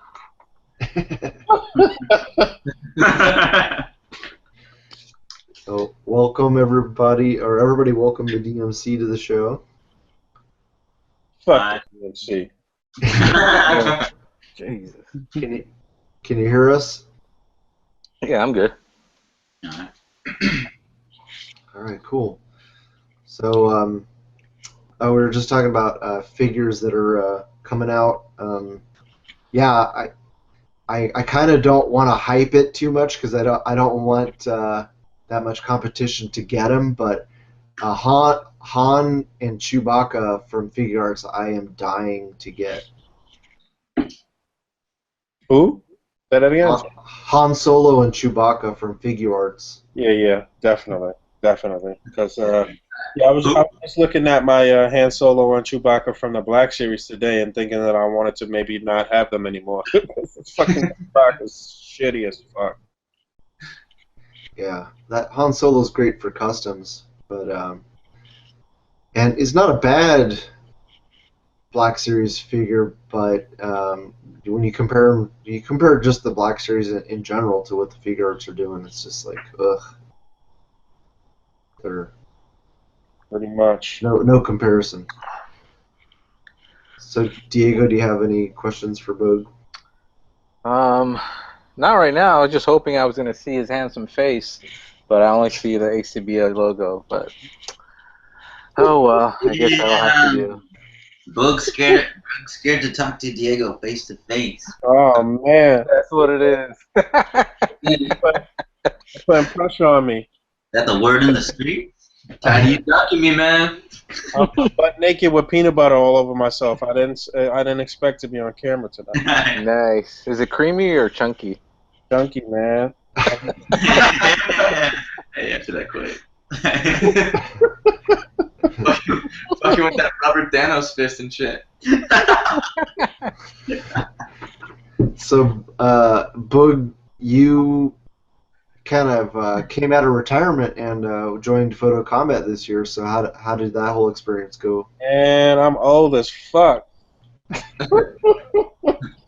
These guys kicked my ass. I did all right. You know, I felt pressured throughout the whole entire shit though. Like I didn't feel I wasn't in my comfort zone throughout the whole thing. But you know, I had a good time though. It was still fun. It was still amazing to do that and like and just compete and shit. It was fun. I had a good fucking time. But it was I was on the ropes the whole fucking time though. I felt like really. Yeah. See how it is. See how it is like for us during Right. the world tournament stuff. Always under always under pressure. It's nothing for you to put up a display during the week and you'll put up some fucking fire. But when you got, you know, a theme and you have to really like think outside the box and you got to think about your opponent and what they might do and you're trying not to do what they do, you're trying not to do what everybody does. It's difficult, man. It's very, very difficult, no question about it. But you know, that's how phenomenal displays are birthed. So you know, that's what it's about. And like, yo, it's not, yo, if you win $500 for doing this shit at the end of it and shit, you know, it's probably, you know, that's a good trade off and shit. You know what I'm saying? Like, you know, You earned it. and then the work and shit, the effort is it's definitely a good look, man. So I want that portion of it to continue to grow, and I want the cash to continue to grow, and really give away some significant cash prizes, and I just want that to continue to grow. These guys are about to cake up in Photo Combat, though. There's no question about it. These no matter what, Brandon and Connor both are going to walk away with some significant cash. So it's a good look, man. Yeah, we were talking about we had John Connor on the show a couple weeks ago, and he's the one who took you out. Right. So I hope Murph. Yeah, he took me out too. yeah, he murdered me in that fifth round, man. That you know, his display was fucking hilarious and just very well done, man. Very well done, man. Yeah, I really liked that one. That made me laugh when I saw it. Hell yeah. You know what? It took a moment for the shit to actually register for me. And then when I got it, I just bust out laughing. I was kind of slow on it at first, like what's happening here? I haven't been keeping up as a spectator. What was your display that he took down? I did like a Captain America transition where it was like the Masters of Evil had strung up Nick Fury and put like a bomb on him, and they were like stalking Captain America, and they ended up just killing Captain America. It was like 7 or 8 panels or some shit. I don't even know if it translated that well, honestly, but it wasn't good enough for what John put up. That's for sure. And he did it. Convoluted story that needed a paragraph to explain what was going on. Yeah, basically. But he did it in four panels too. You know, like I always say, less is more. A lot of times, man. 4 easy panels, and it was fucking immaculate. So he deserved the win.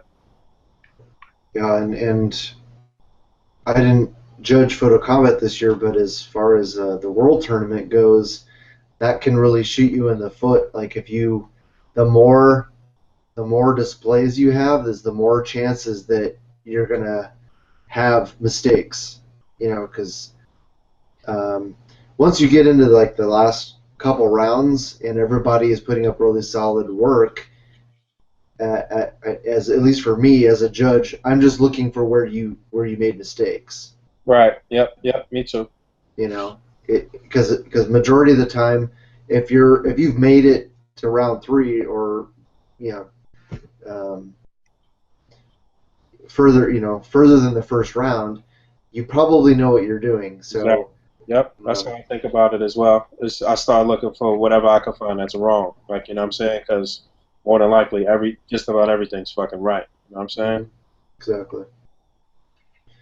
Yeah, I think that's one of the reasons that you wanted me to be a judge is that we have a very similar. Like, if you look at the scores over the years, yours and mine are almost spot on. You know, almost the same. Like, you know, we have a little bit of difference here and there, but we have a pretty similar eye when it comes to, you know, what we think the things should be. Yeah, definitely. Oftentimes, Slings is kind of aligned with us a lot of times too. Um, but yeah, definitely. Yeah. And Pharaoh will definitely bust your balls if you're posing as a. Barrow is fucking. What's this guy's name? You guys know who I'm talking about. Uh, what's the guy that's always outlandish on that shit? Fucking British guy. Oh, Ramsey. Ramsey. Not Ramsey. Ramsey.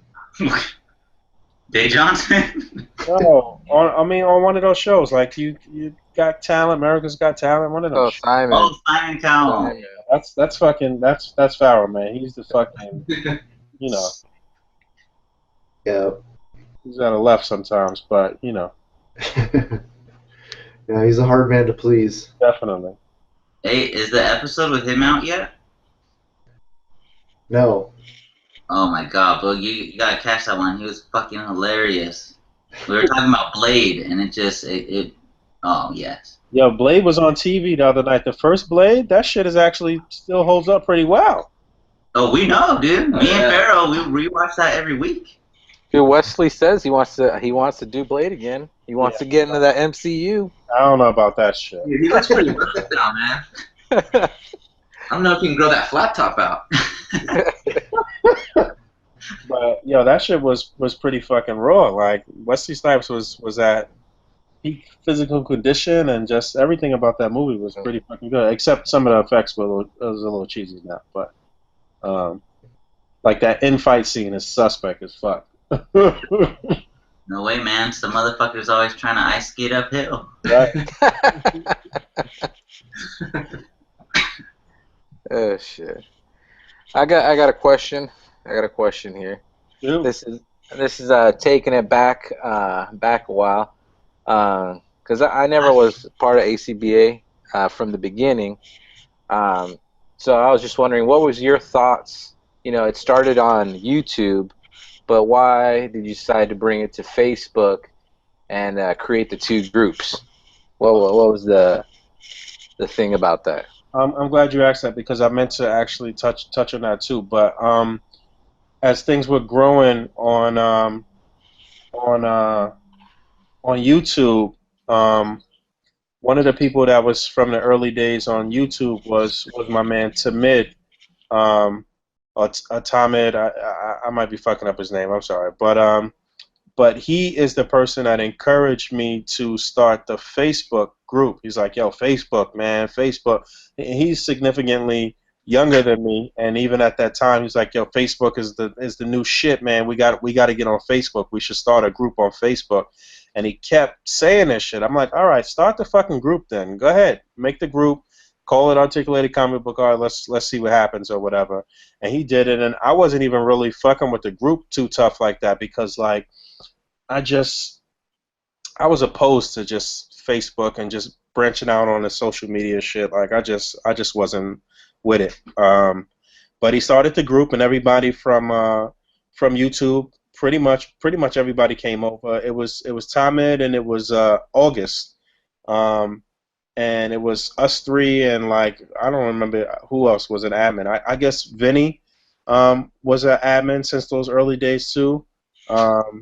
And Vinny was around from the very early days of YouTube as well.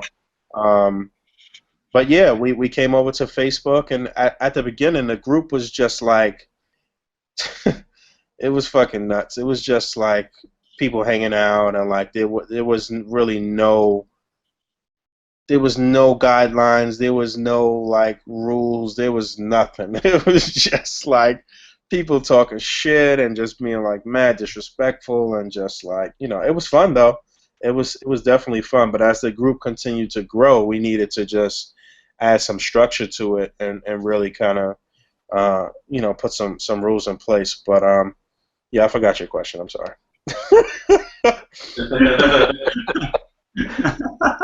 Well, no, that was pretty much it. It was just, but what was why make two groups? What two groups? Well, you got the fan page, Two pages, Okay. and the then fan page, and then you got Yeah, the other page. that was all Timid. I didn't, yeah, honestly, I didn't see the vision at all with that shit when he wanted to come onto Facebook. I was like so opposed to the Facebook shit. Like I didn't want people in my life and shit. Like, you know what I'm saying? Like to this day, you guys know I don't really use Facebook in a traditional sense and shit. You never see me post on my timeline or like, put up pictures of my kids and shit like that. Like I just don't do it. But that was ultimate. He was like, "Yo, we need a fan page and we need the group." And he started that shit basically. But after maybe like 6 months or something like that, I saw his vision and it was definitely a good move. yeah, I totally agree. I thought that was really smart to have a public face for the group, and then have where you basically you show off the best of the group, Right. and then you have the active photography group where people are constantly grinding out work. Yep. It worked out. It worked out really, really well. And again, that's another sort of portion of the blueprint that is a.c.b.a. that has been replicated a lot. You see a lot of people doing that. They have their group and then they want to do the fan page and do it in the same fashion that we've done it in. I mean literally the same exact fashion. And just a lot of stuff that we innovated and trying to continuously raise the bar with display art and bring this shit to the forefront. So I like Michael's icon picture. there you go. Excellent. There we go. Throwback. Damn, I look young and handsome. Look at that. That's those peanut butter bags. Word up. Happy. Pearly whites and all of that. Excellent. You still rocking an earring? Yo, I wear an earring if I like go out somewhere. I wore an earring. Me and my girl went out a couple weeks ago to some like club or some shit. I wore an earring. I don't know, man. I'm old, man. What the fuck I know about an earring? I've never had a pierced ear. My dad probably would have ripped it out. I got my ear pierced when I was in 5th grade, though. My older sister got that for me as a birthday present. Weird. So, I assume you've lived in New York your entire life? Yeah, definitely. I grew up in Harlem, and that's pretty much where I've been for up until I was about 19, 20, and I moved up into the Bronx. The boogie down Bronx. All right. Have you, besides San Diego, have you ever toy hunted in other areas? Yeah, I mean, any city. I've been to almost every city in every major city in the United States, almost. Okay. But yeah, I've definitely hit up whatever stores I could in any other city. I guess the last place I went recently was Virginia, and I actually found the Emperor from the Star Wars Black Series. I was looking for that for a minute, and I found that in VA. I think I've seen it one time in New York City on the shelves. Yeah, one time out here. A random thing, but Virginia. Have you ever heard of the Natural Bridge in Virginia? The Natural Bridge. Yeah, Natural. I went to some where I was in VA, it was like right on the border of, I guess, DC or whatever. My Uh-huh. my girl's my girl's sister's husband works for the Pentagon and shit, so they right there, like, off, and so we went to the Pentagon and went to whatever museums and shit were over there, and saw all of that shit. It was pretty cool. Oh, okay, because there's like this whole thing, but there's just like monster museum that was by the Natural Bridge, like literally in the middle of the woods, like nowhere. And I was telling everybody about this last night, so it was gonna be a trip if you knew about that, but guess not. You been there? Yeah, man, I've actually been before I was sick. I've actually been all over the U.S. too, and been to Mexico. Mm. Yeah, believe it or not, I've never been out the country though. Okay. I just got confirmation from my source that that list from Marvelous News they posted about the second X-Men wave. Yeah. It's legit. Yeah. Oh my god. Nice. Oh my god. Well, they've I've never really seen them be wrong about these early things that they get. So whoever's supplying the information, they definitely know. I'm gonna have to come back. I just messed my pants up. Oh no. I'm gonna have to come back. Yeah, I was thinking like yesterday because I have a new job, so I don't have a desk job anymore. So I usually I'm usually a lot more on top of stuff, and I can put out a video like almost immediately after the information comes out. But I can barely have time to look at my phone at work now. So Diego posted the picture about the brown suit Wolverine, and everybody was like, how come Todd wasn't on this shit? It's like, well, because I have a full-time 8-hour-a-day job. I can't fucking do that and be on my phone. You gotta tell him I gotta go on my break right now. This is Marvel Legend news hit right now. I gotta post it. I gotta go on my break right now. Actually, Boog hit me up first and said that he got information that there was new stuff dropping, and we both were. I actually, when I was eating my breakfast, I logged into the Hasbro. Hasbro has two websites. They have like a generic news website that pretty much anybody can access, and that's where the brown suit Wolverine was posted. They also have a private a login for people who are in the news community to go in and get the official images of stuff, and they didn't post it there.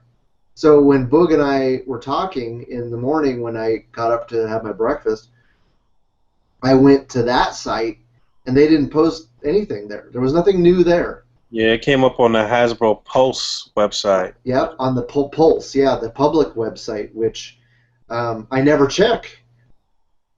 So when Diego found it, I had no idea, and because I never go to that, I always go to the private site and never the public site. That Pulse they never post shit. Yeah, they only post like every 6 months. I don't think any of this shit is leaked. Hasbro's obviously getting this information out there purposely. It comes around the same time every year. They put it out to their source, and then their source puts it out, and they watch what happens on social media as the information comes out. That's It's just like the movie studios. Oh no, the trailer leaked. right. Yeah, Oh no. bullshit. Oh no, this 1080 HD full length. Yeah. Right. It leaked. How did that happen? We're gonna leave it up though. But I was thinking about that whole, all the news videos. I've been getting a lot more traffic to my channel, a lot more subscribers since I've been doing that. So that's been cool. And I started to think, have I ever been wrong about anything? A lot of times I will I might be wrong about the dates because we just don't have that. You know, I always say that we're gonna have to wait and see, you know, when stuff's coming, and you know, and a lot of the places that I get that will post, you know, like I'll go to whatever seller online, and they'll have a date. Well, they might be wrong, but I'm just posting what date that they gave. So, as far as I know, I've never been wrong about anything. So, I mean, I always try to, you know, get confirmation about shit before I post it. Yeah, I was gonna I was gonna tell you the other day that somebody posted a news video about that brown Wolverine, like probably like an hour after it came out, like everybody was showing you. And I was gonna link you to it and be like, Todd, I think this guy wants to take your place. Was it somebody that was like known at all, or just some random? Nah, it's just it's some random dude. He's like in some of the other groups. He tries to do like reviews and stuff. So I think he's trying to, I don't know, be like a YouTuber or something. You know what? That's another thing that a lot of these cats be like missing. Like, you know what I'm saying? Like, if you really want to be like in the game and be out there and be known and shit, you have to be somewhat of a personality. Like, you know what I'm saying? You have to have some type of presence on YouTube or something else aside from Instagram and shit like that. Like, you know what I'm saying? Like, people's got to hear your voice. They got to know your style and get to like you, you know, on some level and shit. And that's what a lot of these cats be forgetting and shit, especially when it comes to Instagram. No, that's not definitely true. Like, you can't be boring. Oh, I'm definitely boring. Yeah, but you have us to pick up the slack. Yeah, I mean, news is supposed to be boring. I mean, it's. But anyway, it's yeah. Let the figures speak for themselves. I'll start doing sick ass intros for your video, Todd. Yeah, that's why you're on the podcast. Alright, did my intro. We can do something for intros. Yeah. You guys So don't like the news when it's like we're getting a new Wolverine, but I don't really care about that. New X-Men wave, but I'm just so thankful that I don't give a shit about that. yeah, the Wolverine is one of the few X-Men. I was commenting on my comments on my channel about you know, 'cause somebody said, "Oh, I didn't know that you didn't collect X-Men," and there are some exceptions. Storm I need because she was she was married to Black Panther, and also I can't remember what else, but you know, she's relevant in stuff other than X-Men. And Wolverine, obviously, he was an Avenger, and then Deadpool is kind of all over the place. So I heard you only collect X-Men once they become Guardians. well, I was contemplating getting that Kitty Pryde. The Star-Lord one? Oh God, I know. I'm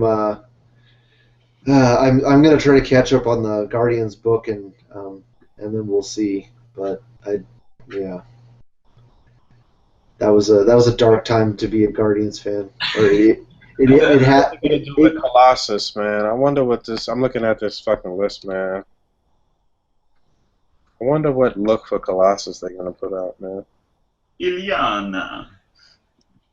I'm hoping it's like the fully There's no bath, right? fully clothed one, like his astonishing costume where he's got like pants. I think they're probably gonna go with the '90s Jim Lee version and shit. So speculation, what do you guys think the bath's going to be on that new wave? Maybe that one will be the juggernaut that everybody wants. Nah, that should probably be Apocalypse. Yeah, that would make sense to be Apocalypse. Yeah, that would make a lot more sense. But you think about it. So you guys all look dumb when it's not Apocalypse. Well, it could be. You know what they're gonna do? This shit is gonna be the Professor X Build-A-Figure. Watch. Ooh, yeah, I can see that. With the hover chair. Or since they have Shatterstar, they're going for 90s theme kind of thing. It could be Strong Guy. That would be nuts. and everybody would be pissed about it. I mean, I wouldn't be pissed about that. I don't mind strong guy. Shit, I like the weirdos. They're doing what the fans want this year. We're getting an updated Mojo. Oh, jeez. I actually still like the Toy Biz Mojo. It's not a bad figure at all. Yeah, somebody in one of the groups was looking for parts. I think I still have the both the leg pieces. I'm not sure. If you're still trying to build that shit, though. I don't know about that. I'm still working on Galactus, Todd. You're way ahead of me. No, I don't have the BAF. I have the one that the talking one, the Marvel Universe one's bigger. You know what? I just saw somebody post a picture of with Omega Red in it. That could be. They could update that figure, man. He needs definitely an update. It's a cool looking character. You know what? The figure that Toy Biz put out still holds up pretty well. It's the paint applications on that figure that really fucked it up. Like on mine, when I got him, he was already like loose. Like a lot of mine came out loose, straight out the package, so that what kind of like killed it for me. Like for that figure and some other figures, I'm like, fuck, that's the loose as loose as hell. You go in the sea crappy bin. Yeah, my Colossus was gimped, man. I bought Colossus Man on card a couple years ago. Right when I opened it, it was done. That one from the picture? Yeah. Dang. What was wrong with it? It was so loose, it was like Woody from Toy Story when I was like flailing him around. Yeah. Like a lot of my Hulk classics came out like that out of the package. Like I have like all the Hulk classic figures, and they're all loose. Like you just pick them up, and it's just legs flailing all over the place. Horrible. Those molds are still hold up pretty well, though. Oh yeah. Yeah, we were talking about what. So this is a good question for you, Boog. What Toy Biz legends are still worth holding on to that have really good sculpts? Well, I don't really get rid of anything, even though Hasbro has been absolutely surpassing what Toy Biz has done on every level. There's no question about that. You're still rocking that Legendary Riders Scarlet Witch in your display? Biggest shitty. I didn't get rid of her though. I still have at least one somewhere around here and shit. I hold on to all my legends for whatever reason. I'm not that person that just because a new version comes out that I want to get rid of the old one.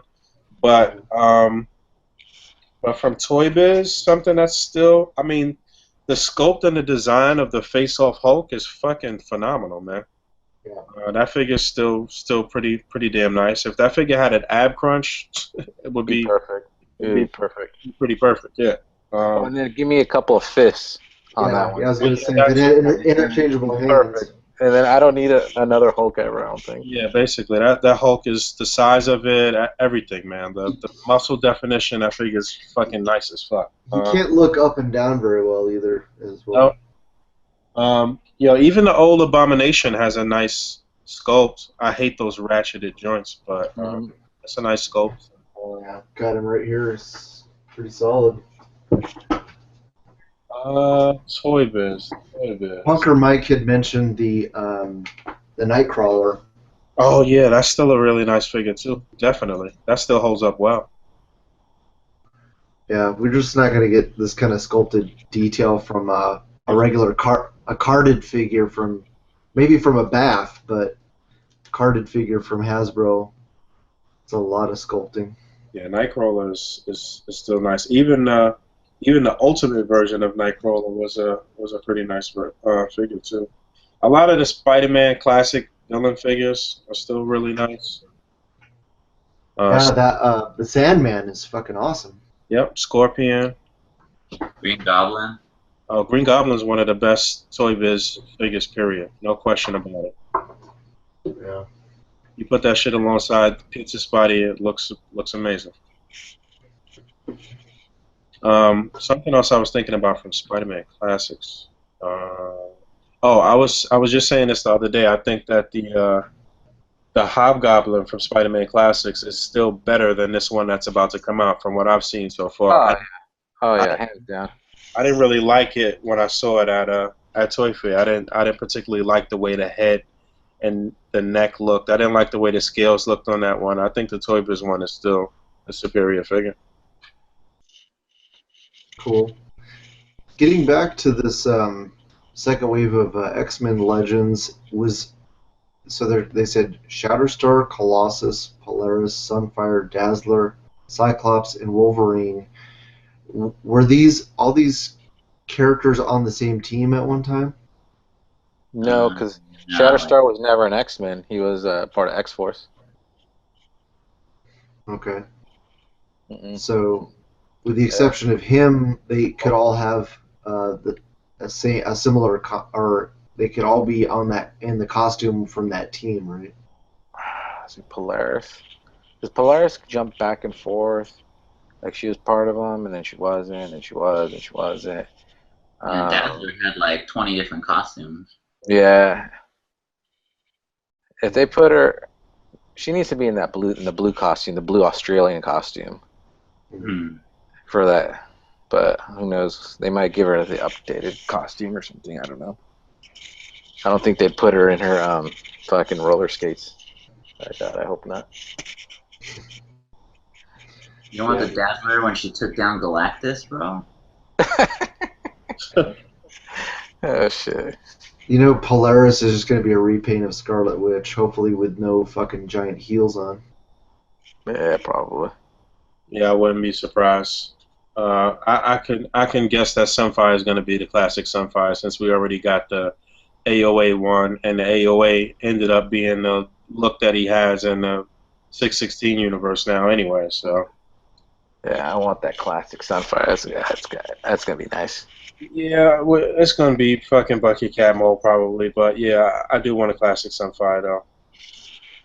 I hope they don't put Cyclops on the Bucky Cat mode. I hope they give us maybe the Spider-Man Buck, Iron Fist mold or something, or the Spider-Man Buck. Yeah, that could work too. Yeah, that Bullseye body has been retired. According to Dwight, they're not gonna reuse that. Iron Fist was the last figure to be on that Bullseye body. I hope they don't. Yeah, that's right. They said they're gonna get rid of that body. That's right. I hope they don't fuck up Shatterstar.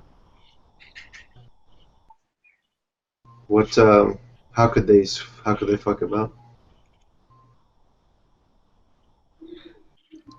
I don't know. They could put him in that recent costume where he's got short hair and shit. Like the Marvelous News has him in that picture when he has first you appearance. can't go by those pictures though. They don't know what look is going to be. I know, but I'm hoping it's that look though. That's in that picture. I'm hoping it's that look. It's like kind of like first appearance look. Because then later on he shaved his head, and then he just wore like jeans and a jacket or some shit. They could throw everybody for a loop. They could do that. The X Factor, like the X Factor when who was writing that some years ago? Probably like 7 or 8 years ago. When X Factor started into the private detective business shit. Oh, okay. I know what you're talking about. Oh shit. If you never read that run, I got to look up who wrote that and who was doing it. That might have been Peter David. I know Peter David did a lot of X Factor. You might be right. Did a lot of X Factor. That was a very good run, man. That was a very good run. That's when Multiple Man was the leader. Right. Multiple Man was the leader. They had M on the team. They had Shatterstar with that different look. Strong guy. Who else was on there? I guess Wolfman was still with them, if I'm not mistaken. I don't know, but it was a very good storyline. Like those, it was maybe like 3 or 4 arcs or whatever. That was really, really well written and entertaining and funny as hell too. Boog, you didn't see the John Connor. Oh, it's not out yet, but you gotta watch the John Connor episode, man. What was he talking about? Nothing. That fool don't read no comic books. He's a phony. That's funny. He said nothing. Hey. Come on, JC. He was like, hey, I know you read comic books, but what's your favorite figure? And it was like, oh, that Hellboy over there. And Todd was going to ask him something, and I was like, nah, he ain't even seen those movies, dude. Dang, he just woke up in the middle of sleep in a sweat right now, dude. There's no reason why you shouldn't be catching up on all types of comics in this day and age where you could just read shit online right now for free. Yeah. Download it, baby. Much to the DMC's chagrin. Much to my chagrin, I know. I've been reading a lot of shit recently that I missed out on. Oh, it's so much easier just to fucking go back and, like I was saying a few episodes back. Oh, with the Craig Warwick episode, I went and reread every appearance of Adam Warlock. Mm. And it's so much easier than trying to fucking, because he's in all over. He's in so many different titles, not just Adam Warlock books. Than trying to fucking hunt down all these different issues. So, what was something recently that any of you guys read that was really that you really enjoyed? Just text me right now. Oh, shit. Nothing. Wiscon's been reading all sorts of shit. It don't have to be something that's current. It could be something that's an older story that you might have reread or that you read for the first time. Right when I said that about Connor, we just got a message right now. He hit me up right now. His ears are ringing. Sending you death threats. He's all, wait, what did Wisman say about me? Yeah, I better check my channel and make sure that we're not actually live all this time. No, we're not. No, but yeah, I always read comics like all the time, but recently I've been going hard because of because John Connor, that episode I was fucking with them a lot. But I recently went to the library, and if you're on PNP, you know all about that. But I've been blowing up the library lately because you can order books, and every day I just place that have computers and printers that you can use. Fuck yeah, dude. Only 2 hours a day, though. I tried. I was like, can I get the computer? I got 2 hours. Dang, gotta make this podcast fast. But I've been picking up like 4 comics like every other day there. So I have like fatty stacks of Ultimate Spider-Man, the Greg Capullo and Snyder Batman run. Did you read Court of Owls? Or not yet? I read Court of Owls, and that's it. I haven't read anything past that, but I have like a whole stack of graphic novels. Yeah, Court of Owls was phenomenal. That was great. I loved it. It was pretty good. I mean, well, it was good, but I think it's one of those things where everyone like overhypes it. But it was really good. But yeah, I got like Attack on Titan too for any like manga anime people, because when the first season ended, they still like 2 years later haven't even done season 2, so I had to grab those books. Oh, Hellboy too, because that's what started it with John. Was I finally got into the Hellboy comics because I've been wanting to, and those are sick. Those are great for like anyone who just like, oh, I want to read comics, but I don't know, because it's like they're short stories, and you buy a graphic novel, and you get like a handful of short stories in there, and it's just like it's good reads. You just sit down. You don't got to get too convoluted in the history, and if anything happens in the book, there's a little asterisk, and at the bottom it'll explain it. Like, they'll be like, oh, hello, Dr. Shithead, and then they'll have an asterisk at the bottom, like, Dr. Shithead first appeared in blah, blah, blah, and he's here. Yeah, Marvel used to do that all the time. That's what Stan Lee used to do. He'd like, remember when this happened? Yeah, and I fucking hate that they stopped doing that. But it's not all corny like that. It's like just a quick little, like, Spark Notes, Cliff Notes thing about it, like, what you should know real quick. But, and like Hellboy is like the perfect like comic, like taking the toilet, dude. You just go in 5 minutes at a time, just hit the Hellboy books, do your business. Boog, you still there? Yeah, I'm still here. I was just about to say, so you saying Hellboy is a good toilet book, huh?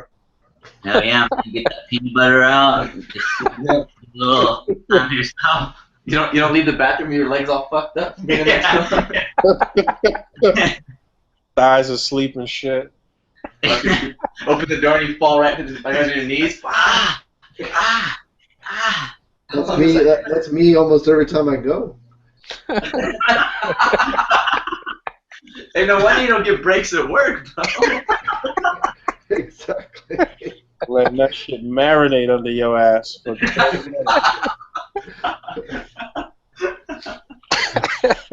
He's like, hey, bro, you better fucking go home, bro, for your break. you need a courtesy flush or something off of that. Man, the day they see you bringing a Hellboy book in there, Todd, your ass is gone, man.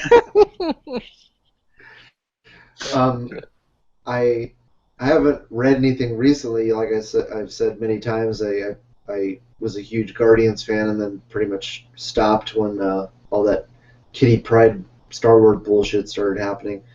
But the book that I'm really excited to start reading is due to Punker Mike, is The Humans.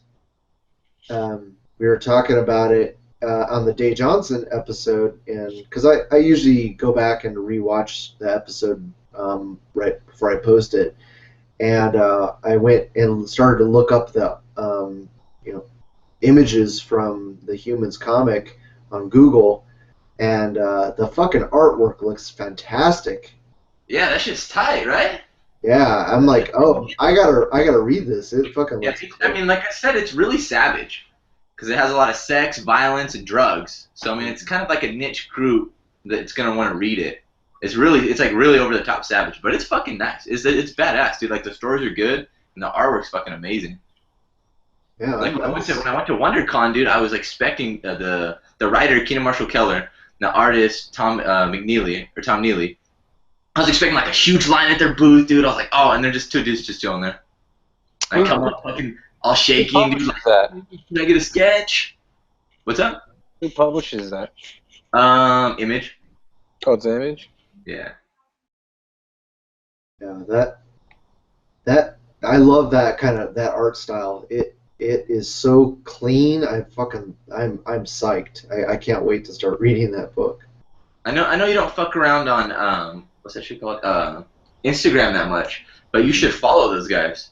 Cause the one guy, Tom Neely, he's always like posting shit that he draws. He was doing shit for like metal bands, like their album covers and stuff, and he draws like so good. Like his artwork is so amazing. Cool. Yeah, man, you turn me into an instant fan. Just I haven't read it. Haven't read anything. Just looking at the pictures of the fucking art is like, wow. Wait, who's doing the art again? What's that? Who's doing the art? This guy named Tom Neely. He's like an underground kind of comic, but he's done like a bunch of little books that have never really hit mainstream.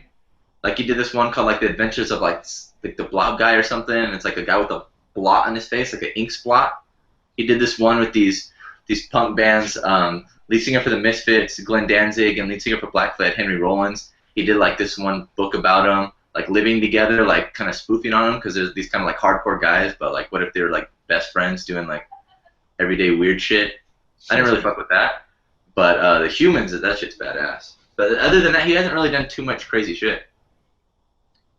You know whose work I really, really like? Steve McNiven, man. Oh, amen, brother. He just fucking clean as fuck.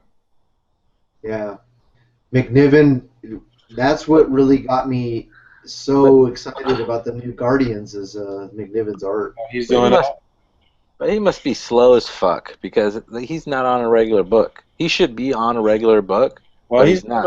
He did a bunch of shit. Well, are you saying he should be on something? I got you. Like okay. regular, you know what I mean? Because he'll do like a big story, you know what I mean? Like he'll do Old Man Logan, Right. and then he'll disappear for a while. Yeah, And then he'll do something else, and then he'll disappear a while. So I'm like, that must be fucking slow.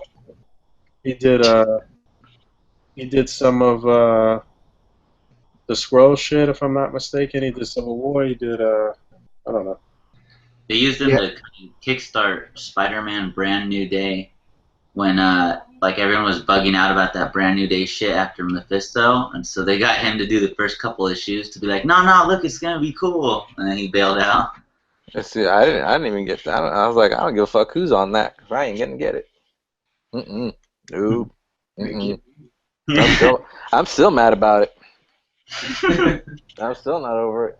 Diego's talking shit, but it's like a.c.b.a. It take for really good quality. It takes time. Good art takes a long time, and I think that's my problem with so many of the modern books. Is like they just want people to crank that shit out, and you can tell it looks horrible. It looks like they just fucking spent 5 minutes on it. Yeah, but they get a lead time though. You know what I mean? Like they'll be like, all right, we're gonna do fucking a new Spider-Man book in 5 months. So let's get this fucker on it right now. But they wait till like a month before and they'll be like, hey, fucking put out this issue. We need it in a month. Let's get it going. Yeah, I well, think the problem is the lead time too. They don't give them enough time. That's why. That's Marvel's fault or whoever the publisher is. Because when McNiven did Guardians, he only did like the first 4 or 5 issues, and then they got all these other people to fill in. And that's like the norm now, and it fucking pisses me off. They'll have like a superstar to launch the book, and he'll be on there for 6 issues. Maybe if you're lucky, he'll be 8, and then you disappear, and you get some fucking like Z-lister. You know what I mean? Like, come on. You're like, I grab and drop books like every month because they do that shit. That's what makes the book for me a lot of times, man. If I open that shit and I don't like the art, that shit'll make me not want to read it, man. Yeah, that's the number one thing for me. If the art sucks, good luck. Good luck for me. Then I'm gonna buy it. That's the number one thing for me is the art. I agree. Totally. Like you put Jim Lee on anything with the shittiest writer, and I'll buy it. Yeah, we all read much. You know what I mean? Like it could have no fucking words. I don't give a fuck. Like as long as Jim Lee's on it, I'll buy it. Well, they proved that with New 52, man. Yeah, damn right. Like that, he's gonna do a Suicide Squad. I don't give a fuck about the Suicide Squad, but he's gonna draw it, so I'm gonna buy it. So you follow artists more than anything else? Oh yeah, I follow the artists. Like if McFarlane came back one day, fuck, I'd buy it. Yeah. Man, he could even put a fucking sentence together.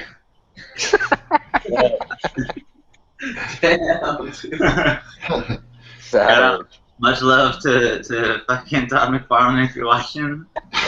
He's working on the Spawn movie, all right? Leave him alone. He's working on those cut joints and those new figures coming out. Oh, that's right, the cut joints. He's working on an awesome version of his idea of articulation. Pretty much. God. He's doing his 2-minute live videos where halfway through he fucks up and restarts the video. Technical difficulties, but we're back. And I drew for fucking 30 more minutes before I started this. Is that what he does? Oh, that's terrible. Yeah, you seen Rick sharing those? He's like, check it out. And I was watching like, oh, this is pretty cool. The video cuts off. I'm like, what? And I checked and there's like a part 2. He's like, oh, sorry, technical difficulty. And you look at the tablet and it's all fucking decked out from what it was. He's like, all right, so jumping back 2 minutes again. Like, oh, okay, Tom. You still got it. Dude gives people with my name a bad name. He's the Kitty Pryde here, Star-Lord.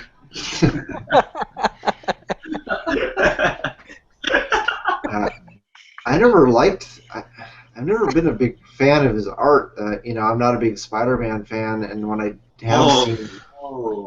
have seen his Spider-Man, he looks like anorexic.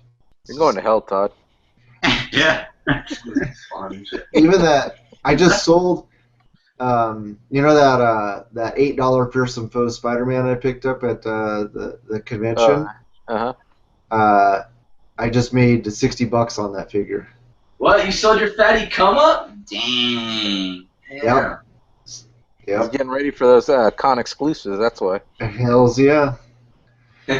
But anyway, I still have another one, and obviously I'm going to keep it. But it's just so scrawny. It's just. That was the McFarlane look, and I don't know. Well, technically, I see someone didn't watch Chartemus's interview videos. technically, that figure was based on what's that dude who does J. like Scott Campbell. J. Scott Campbell's J. Scott Campbell, Spider-Man. Yeah. And the Spider-Man Classics first wave one was based on Todd McFarlane's. Whatever, it's the same sculpt. It's just different paint. No, the two He's talking figures about that are he's talking totally about different. It was the old one. the very first pre-legend. Talking about the comic and the one with Yeah. the white comic, and then it came with the base. With the, Yeah, and the base. clamshell. Yeah. The pre-legend one, or the precursor to Marvel Legends. You're talking about the one that has the circular base with Spider-Man's Mhm. face Yeah, on it? that one. Yeah, I had that piece of shit. Dude. I still have them. Fucked up neck joint. I fucking hated that. That neck joint broke like 2 days after I got out of the package. Yeah, That that's was that was like the hottest fucking thing ever. basically Yeah. that was revolutionary at that time. Man. Yeah, when I came out, I couldn't believe it. I was just like looking at it, going, "Oh my god, this is the coolest toy I've ever had in my whole life." You know, even though it was loose as hell, like it was like twirling around and shit. I was still like, "Oh my god." The shit was awkward as fuck too. The way the body was and the arms, and it was really an awkward scope. Yeah. No way, man. That figure, the day it dropped, I was pulling so many honeys at KB Toys. Oh Like, yeah. what's that? This ain't your mama's animated series toys. Woo! Check it out. It comes with a comic too. Yeah. I'll read to you tonight, baby. That that McFarlane Spider-Man or the Fearsome Foes, it's so tall too. He's like taller than Captain America. Yeah, it's lanky as hell. Yeah. I'm excited for that, even though I'm not, like I said, not a huge Spider-Man fan. I'm excited to see what people are gonna do in their displays with that new Peter Parker, that teenage body mold with the Miles Morales and the Peter Parker. I'm so excited for that's probably my most favorite one I'm waiting for right now. Especially because like I always loved Ultimate Spider-Man, but especially since I've been like rereading it like from the library and stuff. I just had like a stack of like 10 of those books I just burned through. Yeah, I've been meaning to read that run actually. You're talking Yeah. about the Peter Parker Ultimate Spider-Man, right? Yeah, like the original run of that. But I also started I haven't started reading them yet, but I've been getting the Miles Morales ones too, because I read like the first 6 issues when it first came out, and then I kind of dropped off. So I want to get back into that because Miles is pretty cool. I've actually never read the Ultimate Peter Parker Spider-Man through and through.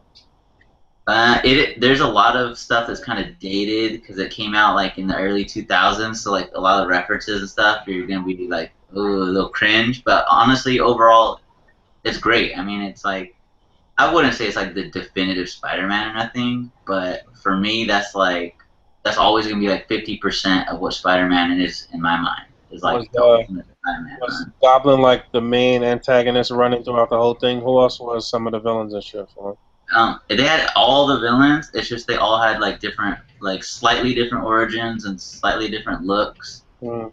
But they basically had everybody, and then just had an ultimate version. And the other ones that were kind of like cop outs were like Daredevil and Punisher were just like straight copies from like 616. But like everybody else was a little bit different. And yeah, Ultimate Green Goblin, I would say was like his main enemy because he would always come back, and a lot of the villains got their origins from him. And he was really like mentally he was like very similar to regular Green Goblin, but his powers were totally different. He would like Hulk out. He was like Hulk with fire. Right. Yeah. You know, I got It created like a lot of different scenarios. Like Peter would be just stuck in different positions because it's not like he's fighting some scrawny dude throwing bombs at him. Like he's like fighting the Hulk and stuff. So I mean, it's good. You know, just read it. It's fucking tight. I always hated the Ultimate Universe. Oh god damn it! He's waiting for you to finish, and then The only thing I liked was Ultimate Captain America because they made him like a fucking badass. Well, the Ultimates, that first couple of runs of Ultimate, that was good. flawless, man. Yeah, that was sick. Ultimates 3 is when that tanked, man. Yeah, Ultimates 1 and 2 and some of their tie-ins were dope, and then Ultimates 3 came out and fucking Yeah. bit. Terrible. You know, 1 and 2 is fucking great, man. Great read. That's actually my favorite Iron Man armor. Is the Ultimate Iron Man armor I from like that Boog. one a lot too. But I like how the team like was real military and like it was dope, man. It was really dope. Mm-hmm. That whole thing with Thor, how like they all just thought he was like a crazy mutant. Yeah, you know what? And it was funny because he was like some hippie and shit. Like that shit was really well written, man. It was very really cool take on all of those characters, man. Diego hated it. You really like that Iron Man armor, huh? Damn. No, yeah, actually, yeah. I was actually showing Punker Mike yesterday. I have some of the figures of it, and I was saying how they're like garbage ass figures. But it's like a design where it's it was a little bit out there. Especially the helmet looks like wonky. Like how he thought of that, I don't know. Are you talking about the Ultimate Iron Man? Iron Man, where he's like bulkier and he's got that kind of weird like. I can't stand that fucking look. It looks like an anime. Thank you. Yeah. Well, Me and Diego are in our 40s. We like classic shit. That fucking that Ultimate Iron Man looks like some fucking anime crap. Dude, if figure arts is the Ultimate Iron Man, oh. That would be pretty fucking sick. Yeah, you can keep that shit. Hashtag keep them shits.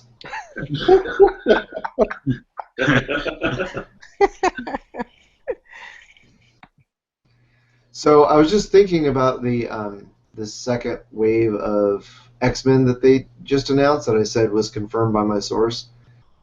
I think the reason Hasbro decided to go ahead and put out another X-Men wave is that because resellers, wholesalers have been able to pre-order the X-Men wave this week. And I think Hasbro saw the huge numbers. I mean, everybody is pre-ordering this wave. So I think based on that, and this is why you pre-order, kids, Hasbro said, you know what? People are dying to get X-Men figures, and this wave is going to sell like hotcakes. Let's go ahead and put out another fucking wave and make more money this year. So they're wising up, you're saying? Yeah, they finally want to make money. They're like, yo, we can make more money. Exactly. Oh, you mean people want that Nick Fury? Why don't we make him 2 per case? Yeah, they haven't got that smart yet. Who got hired in the community? Who's working over there now? Right. Are they contracting Aaron Williams off of NECA for a couple ideas or what? Yeah, that's what we need. We need an inside man. So, Boog, what else you got going on? I want to promote this lupus awareness thing that we got going. We running 2 initiatives right now. Shout out to my man Dave Castle, StarWarsGeek.com. .net. .net? Is it .net?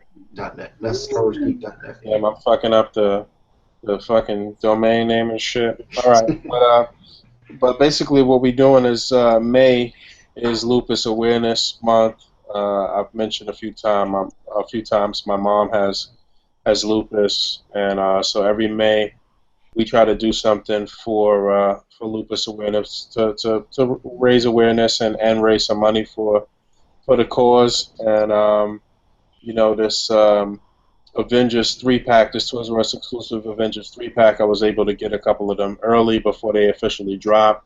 And so we raffling off one of those basically, but we can't really say it's a raffle, it's a donations drive. but yeah, basically if you just throw down $5, you can get your name entered into a drawing to win the pack for as little as $5. You can put $20 max and have your name in 4 times. So we're doing that, and then Dave Castle's doing a bunch of cast of the David Tennant head from Doctor Who, I guess it is, but doing it in purple and then painting it up as a Purple Man that you can pretty much use for like a hybrid of a 616 Purple Man, or use it for the Jessica Jones Purple Man. And if you buy one of those, then the funds for that will go to the Lupus Foundation of America as well. So I guess Todd will put those links in the description. There's only like 4 days left for that. Both of those things will be running to the end of the month. And yeah, man, please support that, and we'll be donating the funds to the Lupus Foundation of America. So I think that's cool. And otherwise than that, I ain't really got shit going on. I'm just chilling. Yeah, the way we do the podcast is that we record every week, but we don't put the podcast out for every 2 weeks. So this episode is probably not going to go out until like July. So, Well, but we'll still spread the word, man. I mean, all right, well, by then the Series 4 cutouts will have dropped, and we will have probably dropped another wave of tendrils. So check out articulatedcomicbookart.com and hit the shop tab and see what's up there by the time this episode goes live. I think we will have officially made the a.c.b.a. NWO shirts with the red logo. We'll have officially launched that by the time this goes live. And yeah, so that stuff will be out. what comic book was that, Michael? Oh, I'm so glad you asked. I have a plug. I finally have a plug to drop this week. Okay. The Legend of Professor Klein's Haunted Monster Museum, issue number 1. From 2000. What is that? You ain't never heard of this, Diego. You ain't a real fan. That's what I was like, what the hell is that? Alright, Boog, so when I was asking about Virginia and I said Natural Bridge, which is like out in the middle of nowhere, and then there's a trail, right? And that goes to this like haunted house out in the middle of nowhere, in the middle of the woods. And if you survive, you can go buy a comic book. And then it's the Haunted Monster Museum, but it burned down mysteriously, like 3 times. No joke, like 3 times. This place is burned to the ground. So I wanted to plug it. Go to Enchanted Castle Studios, I believe it's called, on Facebook, and they have their website. And support Mark Klein in getting this shit going again, man. So if it burnt down, that's a collector's edition right there. No, it did. Yeah. It did. He makes these fucking paper mache monsters and shit, like real, like dinosaurs and shit. There's only one issue. There's only an issue number 1. There was no number 2.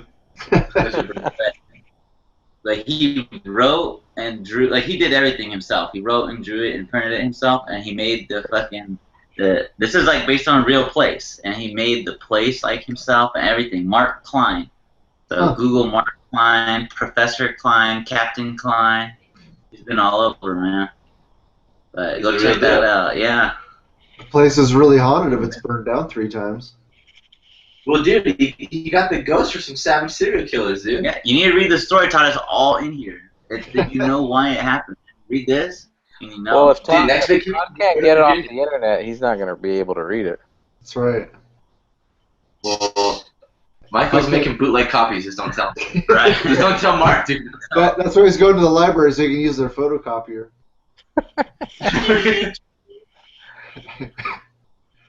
Professor Klein's Haunted Monster Museum. Mark Klein, Enchanted Castle Studios. Check it out. Word. You guys, anything else you guys wanted to talk to Boog about?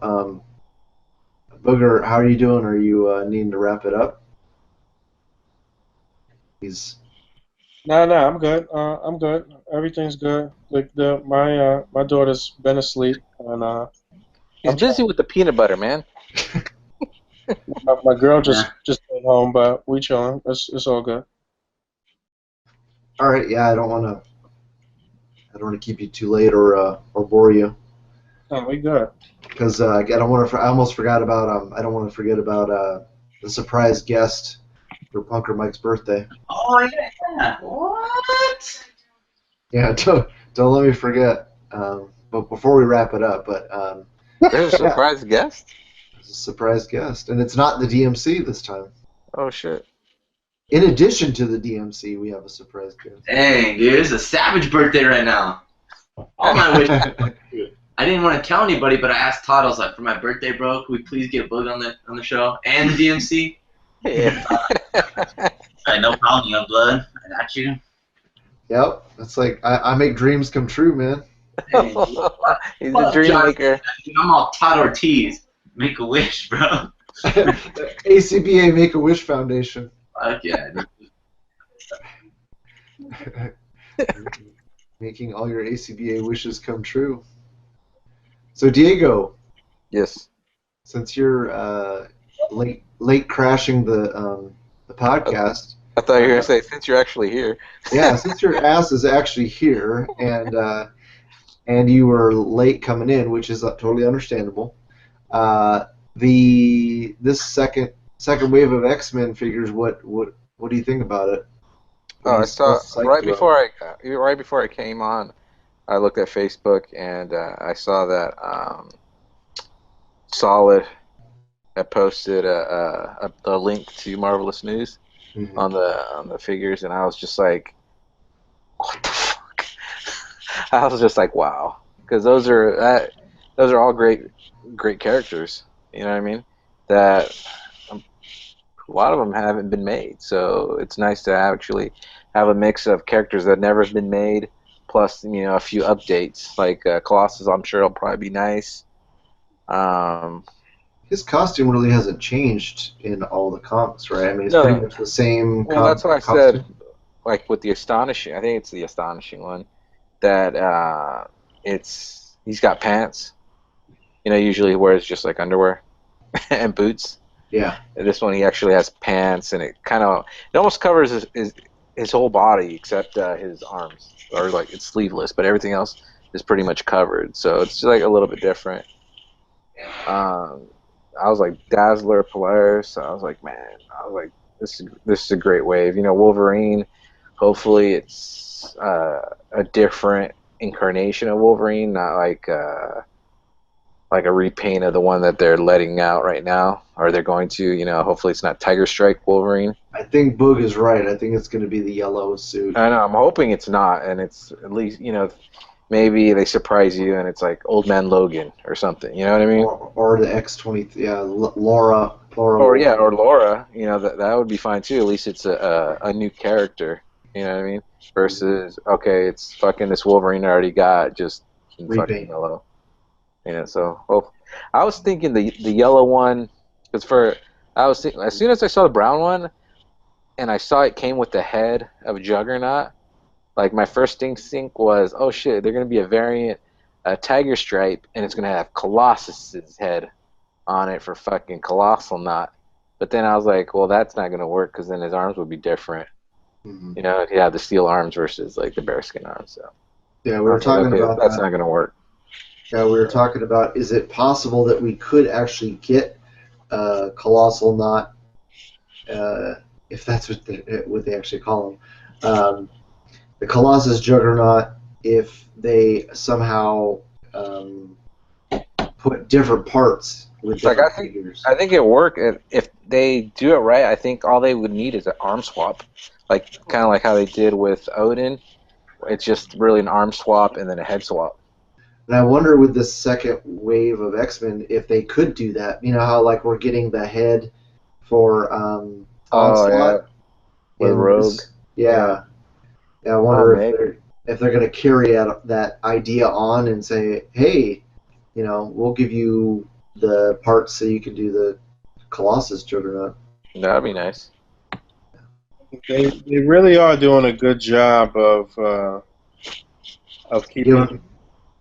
Go ahead. Keeping you like fully invested in the line and shit. Like, you know what I'm saying? Like, because you're already waiting 2 waves down the line to get your classic Onslaught finished and finish up your classic Jim Lee 90s team, and they really are doing a good job of really drawing you in and keeping you there, man. I mean, they've done that for the past Legends been out for how many fucking years now? Almost 15 years or some shit. Wow. Like I said before, they were doing a really good job on character selection. because they're doing those classics, guys from the '90s, but they're really bringing out those new characters pretty quick, like Spider-Gwen, Silk, Yep. Space Venom. Those are all fairly new characters, and they're And already pushing them out in figure form. and still giving you the classic characters. And Yes, so I think they're doing really good with character selection. yeah, this is 15 years of Marvel Legends, man. This year makes 15 years, I believe. Wow. Yeah, I didn't start collecting. Well, I started collecting Legends. Technically, they weren't called Legends, but the Iron Man 1 figures. And then I started with the Terrax wave. Yeah, think about that. Think about a 15-year-old coming into the game right now. Like, you know what I'm saying? Like, that's nuts, man. Yeah, they won't have to waste their time buying half the Toy Biz figures because Basically. Hasbro has shit on a lot of those Toy Biz figures. Definitely. How much they pay you to say that? Cha-ching! That's how you get all your info, Todd. You're the inside man. God, I wish. I would. Yeah, speaking of which, I mentioned this, I think, within the Pharaoh episode. I have a page on Facebook called Marvel Legends Quality Control Issues. So definitely go check out that group. We're trying to get a good amount of members so that I can start hounding. Even though Jesse Falcon, it doesn't work for Hasbro, it works for Marvel.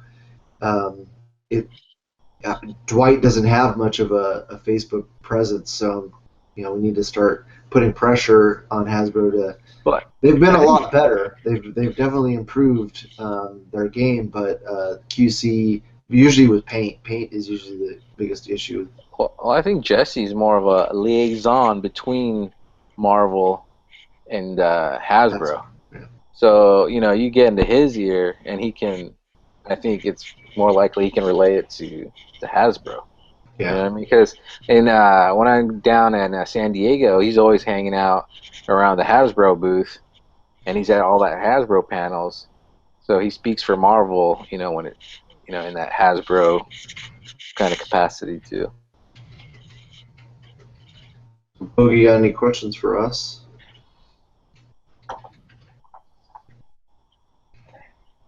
He's like, "Fuck you guys." No, not really. I mean, I don't know. Do you think you will ever, now that you've participated in Photo Combat, do you think you'll ever give a try to the World Championship tournament? I'd like to. I want to get my diorama game up sufficiently to really be a contender in that. I heard Diego takes commissions. Yeah, but That's I take a long time.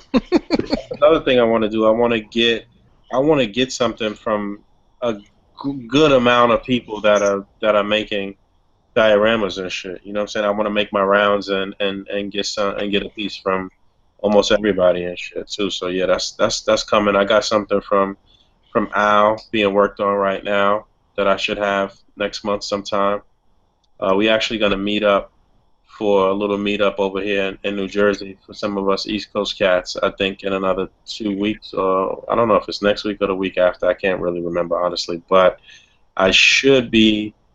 If it works out correctly, Al will bring the diorama to the meetup, and I'll get it there. So it'll be like another 2 weeks. So yeah, I'll be looking for the next commission. After that, I'll definitely be hitting up DMC and fucking maybe if AJ come out of hiding. I've gotten a few small things from Bob before. I want to get some of those containers from Chris Espinosa. Mm-hmm. Who else? I want to get something from Chris Lyons. I don't know. It's a lot of fucking people out there, man. It was a lady who I didn't know was in the United Kingdom that's in Dial Structure. I know who you're talking about. She does awesome work. does fucking phenomenal work. But then I realized she was in the United Kingdom, and she was like, "Man, it's gonna be fucking nuts to try to ship you something." Louise Yeah, Townsend, I want to say. yeah, that's her. She does fucking amazing work. I wanted to get something from her, but it just, Yep. it's just not gonna work out. Yeah, I was in the same when she first came on the scene. I was like, oh, I need to hit her up, and I was like, oh, she's in the UK. Oh, fuck it. You know, one thing that I noticed about Dire Structure too is like, it's a good amount of people in there that like they just do that and they don't really try to take it to the next level and post no figures on their work or anything like that. Like, you know what I'm saying? And it's a good amount of people that don't even fucking know about a.c.b.a. and Dire Structure and shit too. I feel like it's kind of weird. I think it's just, that's just their thing. It's just to make shit. You know what I mean? So it's like, they're not really like a collector. They probably don't even have any figures. They just like making shit. Yeah. So they're just like, They're crafty. yeah, they're just crafty, and they're like, here, oh, you like to put your figures on it? Oh yeah, I'll fucking make you something. Here, look, here's this, here's that, here's this. Like that lady, she probably doesn't have any figures. She might have some, I don't know, but she's probably crafty, and she's like, fuck, here, look, I made this, I made this. Check this out. My girlfriend has a cousin, and her cousin's husband are professional artists in Arizona that make amazing miniature dolls and dioramas for the dolls, and a lot of their stuff that they've done is 1/12 scale. And I told them, I was like, the problem is that a lot of their shit is really high end. So, for most of us, it's out of our price range. But they could probably dumb down a lot of their stuff and make a killing. And make it more affordable. Yeah, make a more affordable versions of their stuff and sell it on, go to Dire Structure or whatever.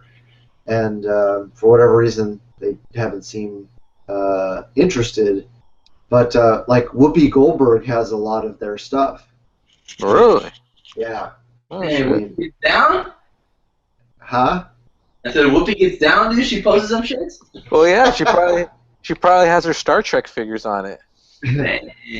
She has dolls. They do a lot of dolls. They've done a lot of like African dolls and different Asian stuff. They have a very diverse collection. They do Native American stuff, and so I mean these are like lifelike looking Oh, dolls. A lot of them are like 12-inch. So, but yeah, Whoopi is. I think a lot of their African dolls, but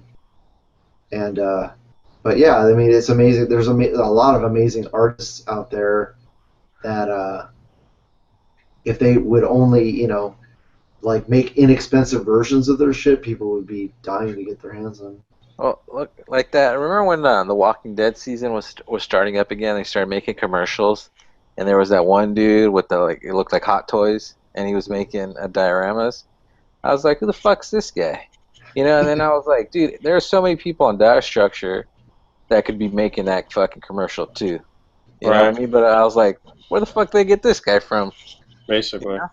I think that all the time. When I always think that when like people get mainstream attention on some shit that they're doing, I'm like, yo, like there's a zillion people that are like better, as good or better than some of these cats that have gotten, and not to hate anything like that, but it's weird how certain blow up. It's like that.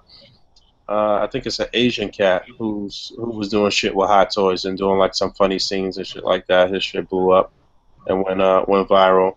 I'm sure you guys have seen his stuff. I fucking hate that shit. It's like the freaking like they're peeing on a wall and shit like that. Yeah, exactly. Yeah, I was like, I don't know. To me, it was like kind of corny. I was like, that's okay. But you see that shit. You see that shit blowing up and like it's getting mad attention and shit, and then you see shit on a daily basis in a.c.b.a. that's like 10 times better than that shit that nobody knows about and shit. Yeah, I think it's really just a lack of people don't even know. It's like something they just kind of skim over. Like when they're building, like doing a movie or TV show, and they show someone with like collectibles or something. It's kind of something they're like, I'll get some toys and put them on the shelf, and he's a collector kind of thing.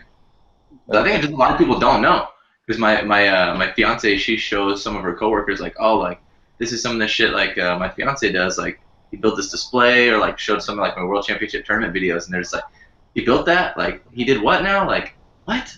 And they're just like, what the hell? That's tight. Yeah. They don't fuck with figures or nothing like that. Yeah, you know, I keep a display in my office and shit. So when people come into my office at work, people always ask and shit like, so wait, these are yours? Like these are yours? Like, yeah, I collect. You know, this, I'm part of a group that does this on a more detailed scale and shit, where it'll actually be in a diorama and whatever. And I'll always direct them to the Instagram, and like they're always fucking like flabbergasted, like, you know what I'm saying? Like, it's just like, wow, like I get fucking just surrounded by stupid people, because like, you know, like at work, you know, I'll be like, I have a little bit of downtime, so I'll try to do dioramas there, and they're like, oh, what do you do that for? Like, and it's like, they're like, what do you do with it? And I was like, oh, it's like for like action figure photography, and like, what? And I'm like, action figure. Nerd. Like, you know, I was like, you put your figures, you take picture. Why do people want to do that? And I was like, I don't know. It's like a hobby, you know, photography, you know. And I gotta like explain the whole fucking story, you know. I'm like, yeah, you know, you break it down. The way that I try to explain it is, I say like, it brings a lot of like different artists together for one kind of purpose. Like, you know, it's like traditional artists that just paint, or just like, you know, can realize that they could actually do this, and like, you know, it's weird how so many people converge on to do this shit, you know? yeah. I mean, it's no different from model trains. Yep. Some of my best friends, or two of my childhood best friends, their dad was huge into model trains, and I mean, it was a lot of old guys, you know. It was mostly old guys doing that shit, but it's very detailed. Yeah. Well, because there's always like a stigma, because they're action figures, you know, they're fucking toys for little kids. So when you're doing shit with them, they're like, oh, look at this fucking weirdo, and this He's in his fucking mom's toy. basement. Yeah, you know what I mean? And it's like, come on, you know? Well, I think that's one thing that a.c.b.a has done as well, is totally crushed that. Well, you know what? I'm not going to say totally crush it, but definitely help to diminish that stereotype of you know, what a typical nerd is, or someone who collects figures. And like, you know, like, I know more people who are actually like cool and have like swag, and like have seen girls naked before and shit like that. Like, Thank you. You know, so it's definitely not what society might That's think. how you base like how cool someone is. Like, yo, how many naked boobies you seen? How many boobies you got in there? I seen one booby. I seen 9 titties. That Total Recall. That's all I need. It's funny if you think about it. The vast majority of, you know, the hardcore. There's probably 300 people in the group that are, you know, pretty regular hardcore members, I would say, and vast majority of them have wives and girlfriends. Yeah, definitely. Or, you know, in the rare exception, husbands. You know. Definitely. We know what they say, man. Make nerds cool. Cool nerds like my man Zobi. Yeah. And no scallywags either. A lot of nice looking girlfriends throughout the community. No way. What tell us? I know I've only heard of this Zobi guy. It was before my day. So where is this guy now? He's still on YouTube. He's a fucking weird dude, man.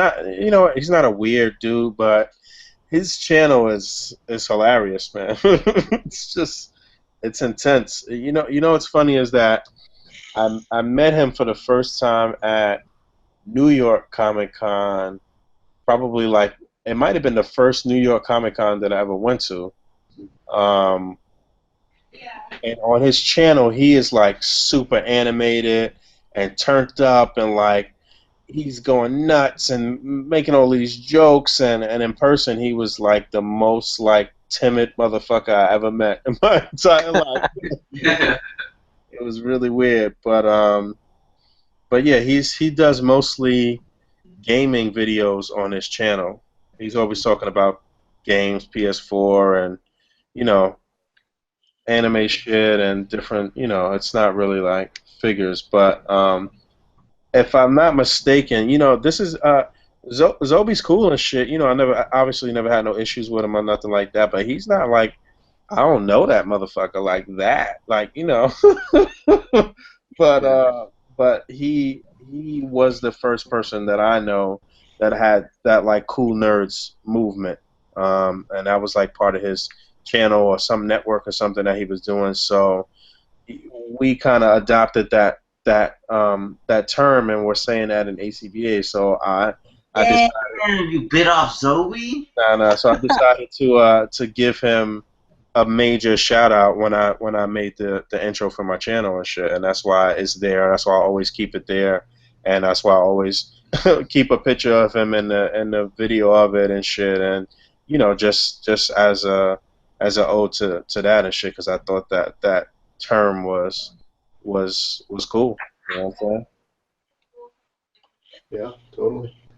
So how many boobies has Zoe seen? I don't know. Leaving that picture, bro. Dang. I hope he's seen at least 2 by now. He's a grown man. Yeah, we need to. We definitely need to have some sort of convention because we need to.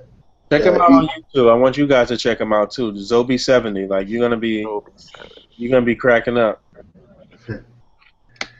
We need to get East Coast and West Coast fam together because yeah, definitely. It seems like it's so easy for you guys.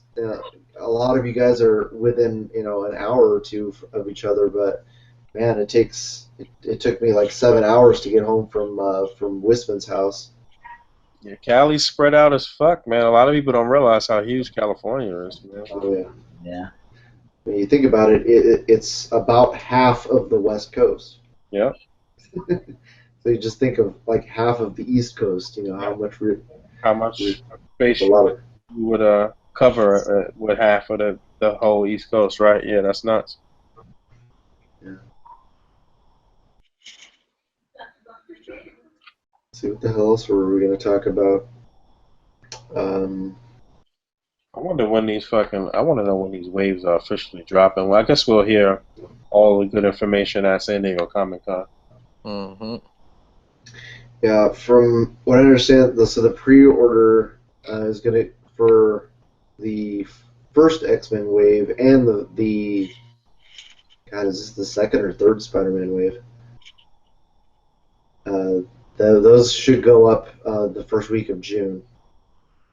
So we're looking at early to probably mid-August for ship dates on those 2 waves. Well, hopefully we can get a discount from somewhere or something, from a distributor or something. Yeah. I'm working on it, baby. I'm working on it.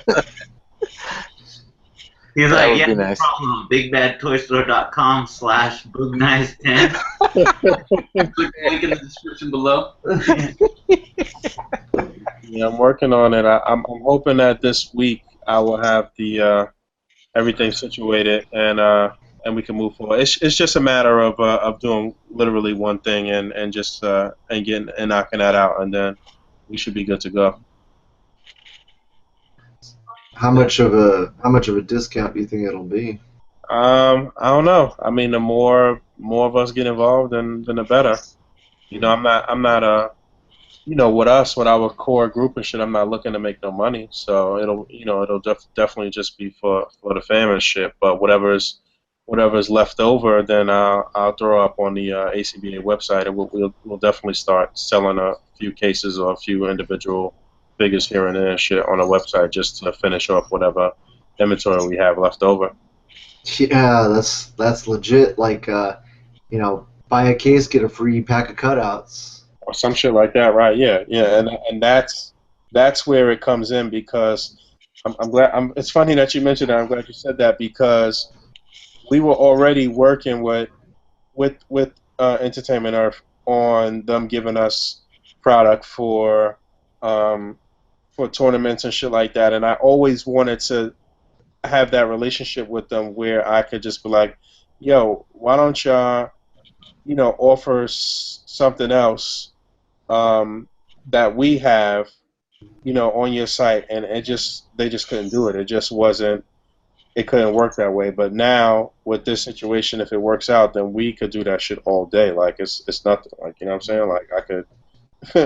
it will definitely be a good look. So Yeah, and instead of not that TiStar doesn't do good work, but if we can afford to have like a 3D printer or something, basically upgrade Ty's equipment and get shit that it is that he can crank out faster. yeah, we've been That talking about that. We've been talking about that a lot recently because the it's time. It's time to do that. But yeah, definitely. If there was some place here in the city that I could um, have like a small office space or something like that, that would be ideal because then at that point we could, have everything on site and house and shit. But in New York City, that costs a lot of fucking money. oh yeah, like oh, more even more expensive than San Francisco. Yeah, definitely. And one day at a Yeah, time. No, one day at a time. It's definitely attainable. yeah. I liked what when you're talking about the future of ACBA, how there's all these competition cooking shows, and how it would be badass to have like a show on AMC like after The Walking Dead, and be like, okay, have ACBA competitions. Yeah, that would be amazing, man. That would be amazing if you had, maybe it wouldn't be like a 30-minute thing, or because you might have to build a diorama and shit like that. It might be a couple days or whatever that they filming and shit. But like it might be a two-man team or whatever, and one person's building a diorama, and one person is doing the painting, and or three-man maybe, and the third person maybe they're doing all the posing, setting up the display and shit, or maybe they all have talent to kind of multitask and do everything and shit. But and then they would build it and shoot it, and it would be like the world tournament on television. Like what I'm saying, like it's absolutely possible. I think it could work. It's just a matter of time. They got the stupid fucking BattleBot Right. competition, stuff like that. Like it can work. It take time. Right. Just look at They will like definitely comic want book to. man. Fucking Kevin Smith stole my idea about having a reality comic book show at a comic shop. Hello, and how many seasons has that been on? You know what I mean? So like stuff like that can work. It just Yeah, definitely. takes time. Yeah, these are good questions, bro. You know? Like like What? like I mentioned on the podcast, um, sponsors would be like through the roof. Like what I'm saying, like that would bring every major toy company to that show. There's no question about it. You know what I'm saying? Like Figure Arts, Figma, like not just domestic brands, and uh, companies Yep. overseas. Everybody would converge on that show. It would be I, a major opportunity for them to promote and market their brand. the foreign market would be the foreign manufacturers would be all over it No because question about it. they would be all over it. Here like Mattel and Hasbro, I think would be hesitant about it, but because they make foreign ones make the toys more for adults, they would be all over it. Totally.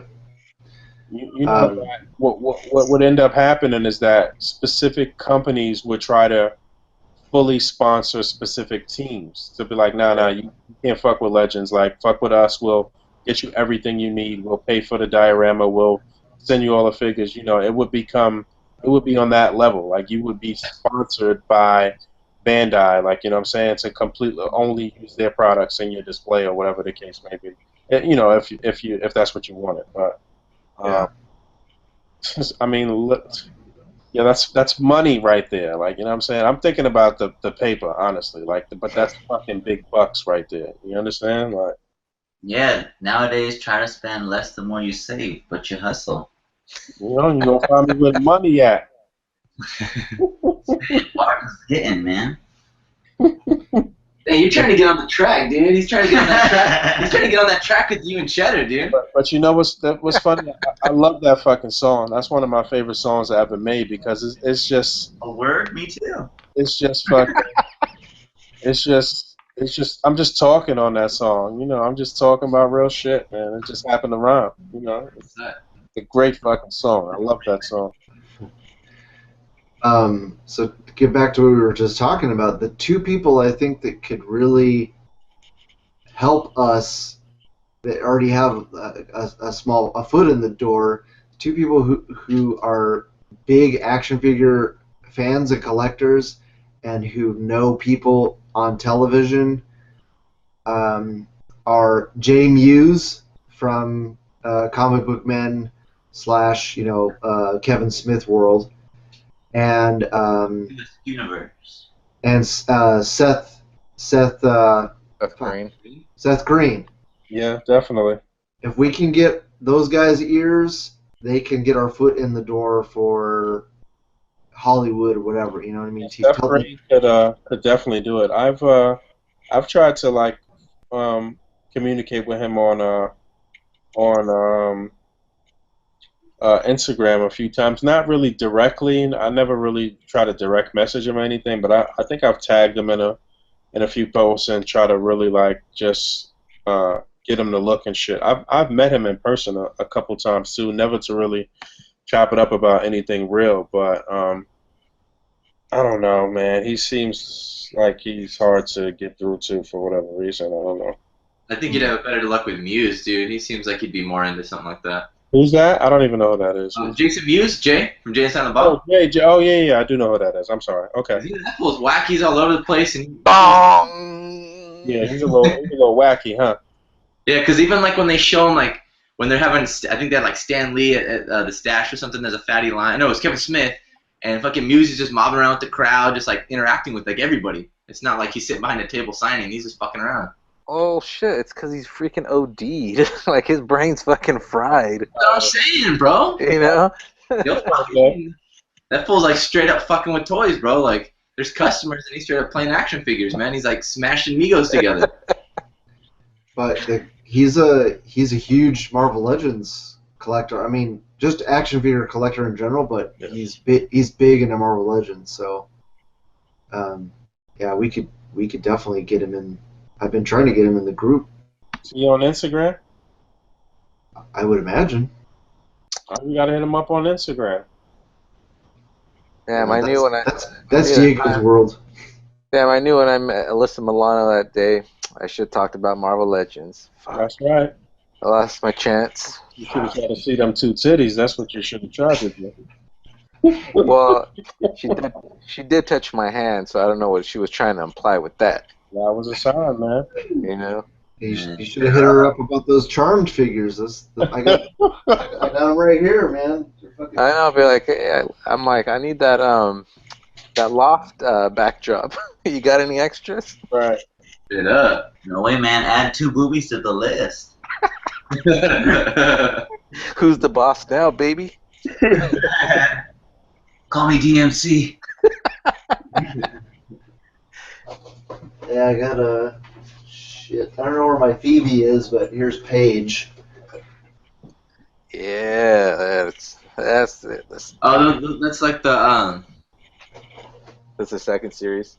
yeah, they had that shit. I just came up on like all those at my they had this one like swap meet style comic movie music shop. It's kind of ghetto, and they had a bunch of those all for $10. Oh, shit. Nice. you snoozed? No, I grabbed them all. Yeah, Oh, you I better. got like doubles of all of them. I was about to kick you off the podcast. It was covered in dust and yellow, but inside was true. I was gonna say you're off the podcast if you slept on those. That's how you know it's real. When the package starts turning yellow, that's when you got a gem. And I was just like, yo, dude, it's when you touch the little charm sticker and that shit just slides off the glue like with Yeah, ease. yeah. Okay, come on, that's a couple bucks off right there. That's funny. He's like, you're gonna buy all these? Fuck it, dude, get this shit out of here.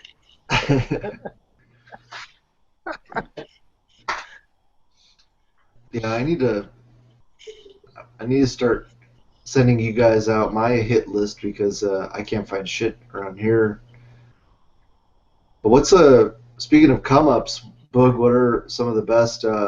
I saw you found that or you stashed a Strife from fucking 3 years ago that you just got for 3 cents or something. Definitely. I don't think I stashed it 3 years ago. It wasn't there that long. It just happened to be on the peg. Maybe I want to say maybe it was a year ago. I don't know. It might not even been that long, but I just happened to see it and I'm like, oh shit, what's this doing out here? But I didn't need it at that particular time, so I just stashed it and I just went today to pick the shit up, and it rang up for 3 cents. So I was like, Did it Larry David where he's fucking fainting when he gets that shit? basically. I actually scanned it because you know how they have the self scanners, and you know yeah. some of the aisles. I scanned it, and I'm looking, and I'm like, does that say 003? Like, you know, like I'm like, what, am I bugging? I scanned it a few times. I'm like, all right, this must be one of those instances where they just, you know, marked it all the way down. So I took it up to the register. I'm like, hey, this is scanning up for 3 cents. Is that right? He's like, yeah. I'm like, okay, cool, I'll take it. You're all, come up! I bought that one thing, and that was it. But one of my major come-ups of all time, my man Nando, shout out to my man Fernando, he had ran into the Crimson Dawn Psylocke, which was like, I don't know, maybe like 8 or 10 of them got out in the world. It was supposed to be part of the Toy Biz, I forget which wave it was, but she was supposed to be a variant to the regular Psylocke. And some of them got out there, and Nando ran into like 2 or 3 of them at Midtown Comics. And I guess the people at Midtown didn't realize what they had. They were selling this shit for regular retail price. And Nando bought all 3 of them. I think it was 3 of them. And he sold me one for retail price. And I sat on it for a few years. And then I ended up selling it for $2,500, man. Ew. Come up. Wow. That was a nice little. That was the most major come up off of figures for me. Nice. That was a beautiful Christmas that year. Basically, I spent the money in like a few hours, man. Hell yeah. You did what for a few hours? I said I spent that money in like a few hours, man. I needed the money at the time. Yeah. Fuck, I was trying to go through my messages to see. Oh,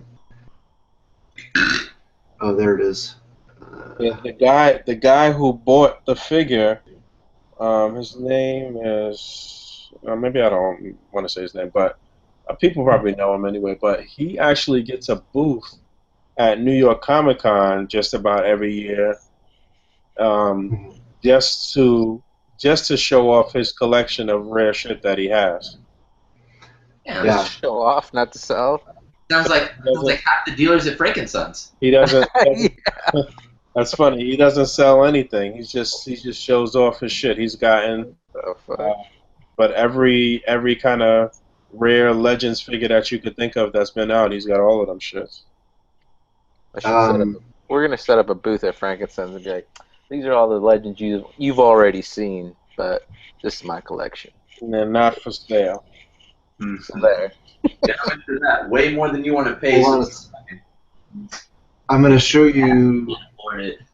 I'm going to screen share this clip from the Silicon Valley Comic-Con, which thank you so much for helping me get a press pass for that. No doubt. Can you guys see that? Oh, Right. nice. Yep, All right, so I think this is the same guy, Toyworth. definitely. Okay, so not only did he pay $2,500 for your Psylocke, but this guy bought Nice. the Blue Wasp and the Silver Luke Cage from Solid Snake, and I think he might have bought the Human Torch from Solid too. He bought some things from our friend Light as well, Nelson. So guess how much Luke Cage Solid sold that Luke Cage to him for? About tree fitty. No, keep going. $4,000. 5. Wow. $5,000. Good lord. Guess Yeah, how much? You know what's funny? Go ahead. I don't know. Well, I do know what he does. He's like a pediatric doctor or some shit. Wow. So guess how much the Blue Wasp went for? A fucking grip. I don't see the KV toy sticker on there. He must have, I think he got them both 2 for $10. Oh, he sold Wasp for more money. A lot more. Damn. 7,500. A lot more. Really? Man, 20. 11. 11 G's for that? Son of a That's bitch. 11 G's. That's the only carded one in the world. That is nuts. I'm sorry, not carded. The only graded one in the world. But Okay. there's only between 3 and 6 ever made, and that's the only one that's been graded. Fucking A. You know what's crazy is I have a head cast from that wasp. So somebody sent that in to get casted, man. That's crazy. Yeah, well, there were prototypes that Oh, okay. that've been up on eBay for like $200-300. Oh, okay. So yeah, his kids have a nice little nest egg for college now. It's funny because I was just about to get the Psylocke graded when I decided to sell in the shit. I was gonna get it graded and see what I wanted to do with it and shit, but I don't know. I said, you know what? Let me put this up on eBay and see who bites and see what happens and shit. And we got to talking and shit. He had hit me up and we got to talking, and there was a lot of people trying to like lowball me and shit like that, and he immediately was just like, I'll pay your price. Just let's do it. Wow. So have you talked to that guy like in person? Yeah. I definitely talked to him and said what's up, and we chopped it up for a minute. Every time I've seen him at the con since then. Nice. So has he shown you pictures of his collection? Does he have like crazy I've never stuff? seen anything in picture. I've just seen whatever he's had at the con. It's funny because I had a idea that I wanted to ask him if he would let us maybe go and like go half with his space or something like that for Comic-Con to start the wheels turning for us having something at Comic-Con. You know what I'm saying? I wanted to see if he would be open to something like that. So that might be a possibility. Yeah, something at Comic-Con would be, huge exposure. Right. For sure. If he was there and he had his shit and he let us like kind of piggyback on that and have some dioramas or some shirts or show some shit with a.c.b.a. related or whatever, then that would be a nice piggyback and a nice launch pad for us to start showing up at the con and shit. He said Yeah, only live raps at his booth. That's right. Get a mic and an amp. Mm-hmm. You know what's funny is I was talking about this in a previous episode. Probably hasn't aired yet, but when me and David Walton and Dallas James and Rick all went to the Silicon Valley Comic-Con, after the show, David came to the realization because we were hoping to interview some people there, but there really wasn't that anybody there that was worth interviewing for our community, like artists or anything. And David hit us up and said, what the hell were we thinking? We should have had a panel there. Why the fuck didn't we do that? Because then we could have had displays set up. We could have had a slideshow, a presentation, a panel talking about this is what we do. Yeah, because if you go to the cons, even at the smaller cons, they got the fucking weirdest people talking about the weirdest shit. And there'll be like 10 people sitting in those fucking panels. So it's like, why couldn't, you know? Yeah. Yeah, we should have had a panel, and then we could have sold fucking cutouts and shirts and fucking, all that, what are they called? The webs and all that shit. So that's what we need to start fucking doing when we get, these, when we do these press credentials and stuff. Definitely. Like Fabio's doing at those comic book shops. Yeah, at comic book shops and Frankenstein's and all of that good shit. You know what? You know how at Comic-Con they have at the Hasbro panel, they'll be like, all right, Dwight, now go ahead and show us what's coming up. And then he'll go do the fucking little PowerPoint. Yeah, the slideshow and the PowerPoint? Yeah. He'll be like, at the a.c.b.a panel, when people are like, hey, they showed us this at Comic-Con, but like I ain't seen shit come out. All right, we're gonna have our guest speaker, Rectangular, come out. Sure. You go up and you bust out your slideshow with the leaked images. All right, so what we see here is that they were full of shit, and we're gonna be getting the Space Venom due in November. And then at the end, you're like, for those of you who stuck around, the last couple slides are gonna have the UPC codes. You're gonna want to take pictures are allowed. Pictures are allowed. That's right. Yeah. Pictures are encouraged. Come up and get in a line and come by our booth and panel and take pictures of those shit. How many looks for Venom has it been? It's been the classic look, the Agent Venom, and Space Venom. That's it. No, there's been for figures. There's been a ton of them. Or do you mean the character? Just like what's the other major look? So like there's like the Mac Gargan Venom. Okay. And technically, you've got Flash Thompson in his military uniform. What do you mean? When he's when he's not Venom and he's in a wheelchair, and in the comics he has appeared as a soldier in uniform. Okay. I remember that custom that Craig did of the wheelchair and shit. Yeah, like 50 magnets in there. That shit was fucking nice. He's like, I couldn't decide what gun to build, so I made one gun and 50 attachments.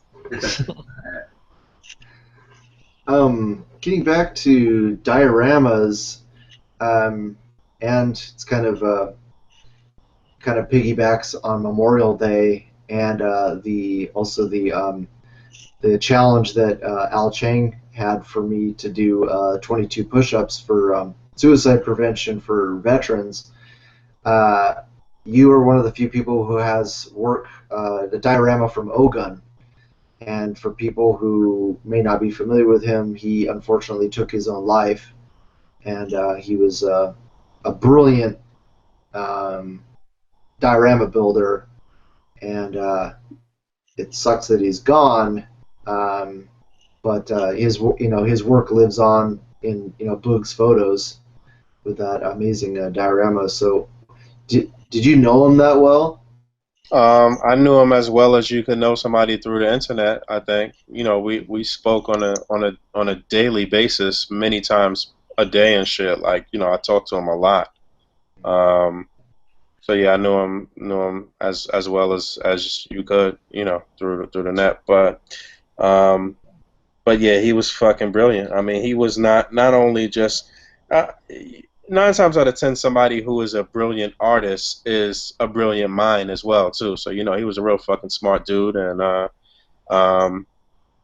but with that intelligence comes a little bit of insanity too. Like what I'm saying, you don't have anybody who's highly intelligent that don't have some crazy shit with them as well too. So he had that side to him, and he had like a little dark side to him, I guess, and the demons just kind of kind of got him and shit in the end. Like, you know, and even towards the end and shit, he was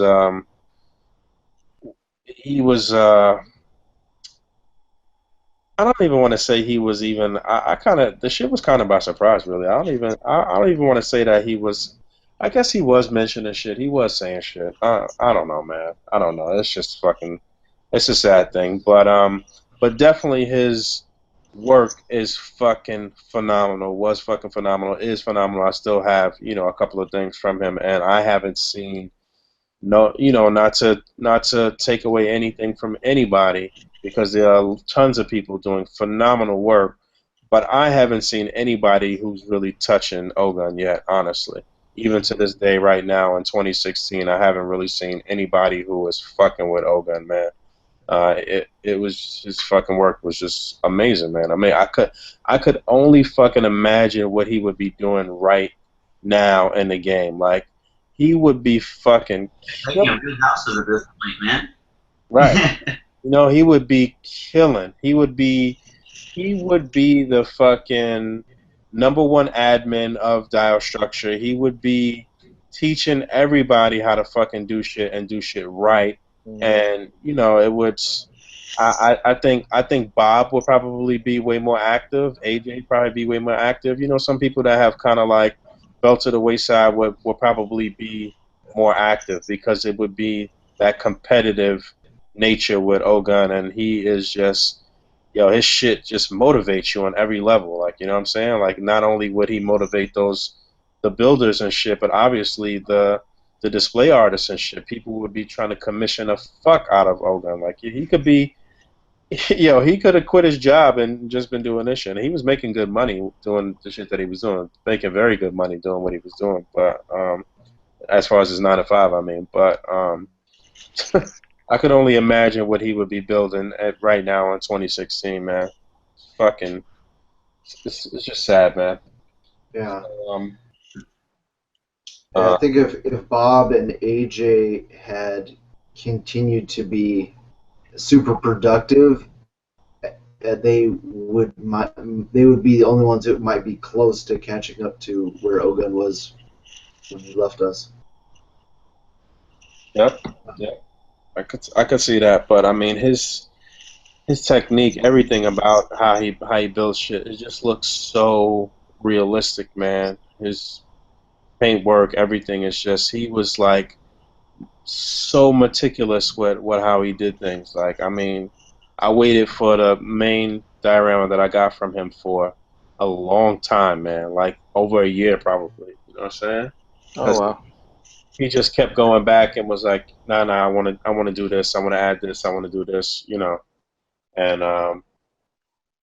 And that's one thing that I say about people's art and shit. Like, he asked me for a specific price for his shit, and whatever he asks for, I never try to say that's high or that's a, no. Whatever you ask for, that's what you're gonna fucking get, and that's pretty much been my.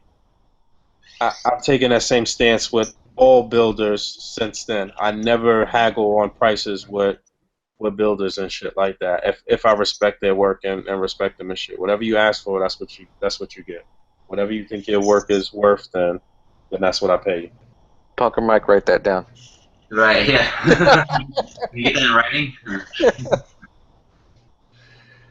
Oh, that you unboxing that Ogun guy, that's what that's what brought me into a.c.b.a. That's like And you Ogun know bought what? the dial building, a.c.b.a, all that. And I you see know that. what? You do that Fuck shit? you if you made a comment on my video of Ogun's unboxing talking about you don't like my music or didn't like the music in the video. Fuck There's mad you. comments like that. There's mad comments like that. 'Cause even when I first seen it, like a while ago, and then even to this day, there's still people quoting about that shit. That shit was great. Fuck what you talking about. But yeah, man. So I run every day like nothing else.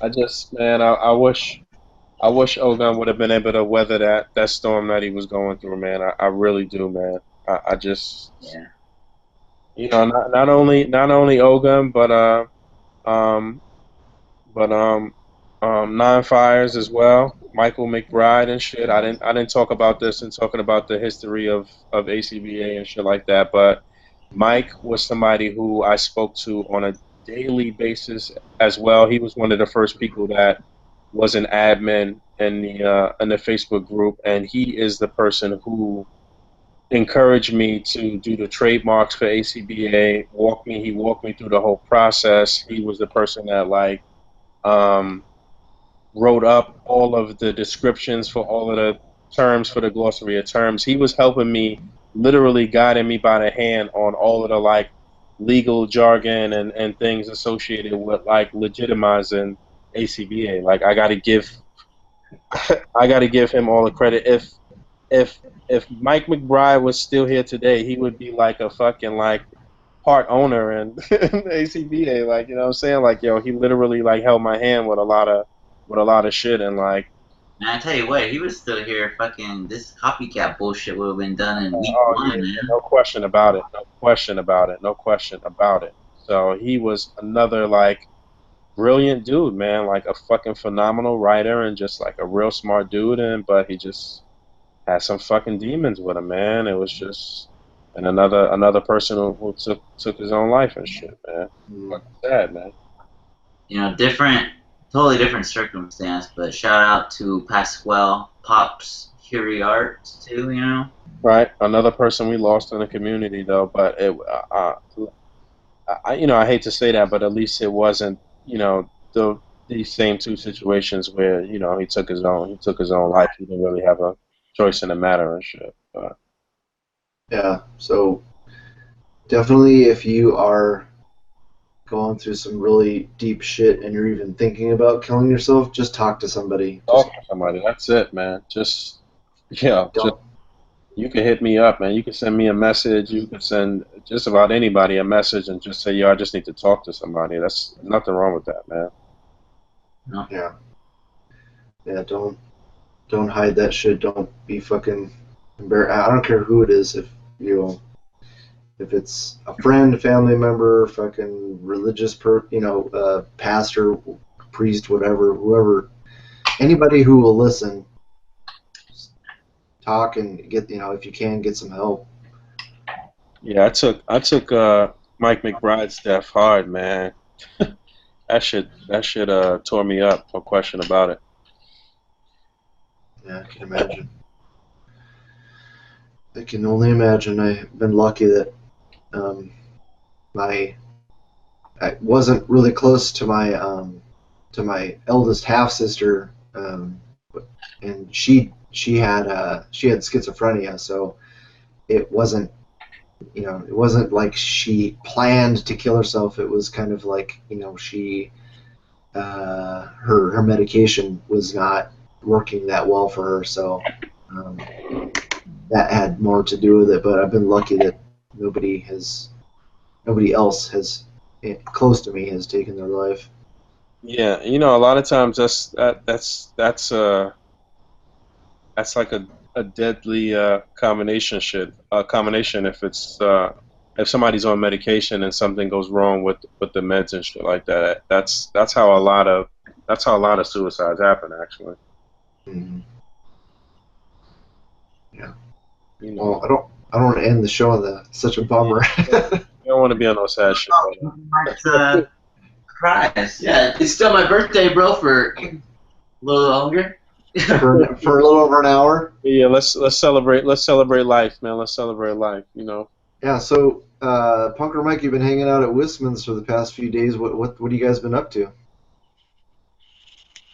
Besides flexing those steaks. Yeah, we hit up the gym. That's about 90% of the time. We put on our a.c.b.a. shirts, hit the park. Just flexing nuts, tough, dude. They did some. Man, those kids didn't know what was coming. They did some bike riding on a dual-seater bike. Double mint gum commercial. Yeah, it was warm, so we didn't have shirts on doing it, dude. It's nice. It's nice. Can you imagine these two fucking guys on one of those bikes? Like, yo, Mike, you bring the peanut butter? I didn't bring sunscreen, bro. Can you lather me up? All right, that's it. We got chunky. Once we take this to the next level, we definitely got to get a Skippy or a Jif sponsorship. It's happening. Yeah, dude. I'm gonna start making fucking peanut butter props, dude. Wiscon's got the cutouts going. Hell yeah. It's happening. Skippy. That's going to be the only random sponsor. It's going to be all toy sponsors and Skippy. Yeah, fuck Jif. Jif and Peter Pan. Nah, skip. Baby Bell cheese. Oh, and Baby Bell. Yeah, no doubt. No offense, but I don't fuck with wax. I do sticky tack. We can get a sticky tack endorsement. Nah, dude. I want that cheese. The best part is the damn cheese, bro. That's good ass motherfucking cheese. It is good cheese. I'll give you that. Todd don't fuck with wax. He only fucks with fatty backwoods. Shit. So, did you get anything besides the present I sent you, which you have yet to open because you're not at home? But and you need some cool presents? Well, me and my parents are really unorthodox. We don't really like surprise each other. We'll be like at like Frankensons or something. She'll be like, "Yo, you want me to buy this for you for your birthday?" Like we do shit like that. So I don't even know right now. I'd have to think about it. Yo, all that shit I got you, man. Oh yeah, Wisman gave me a bunch of stuff. What did Wisman give you? I don't know. We're walking around. You want this? You want this?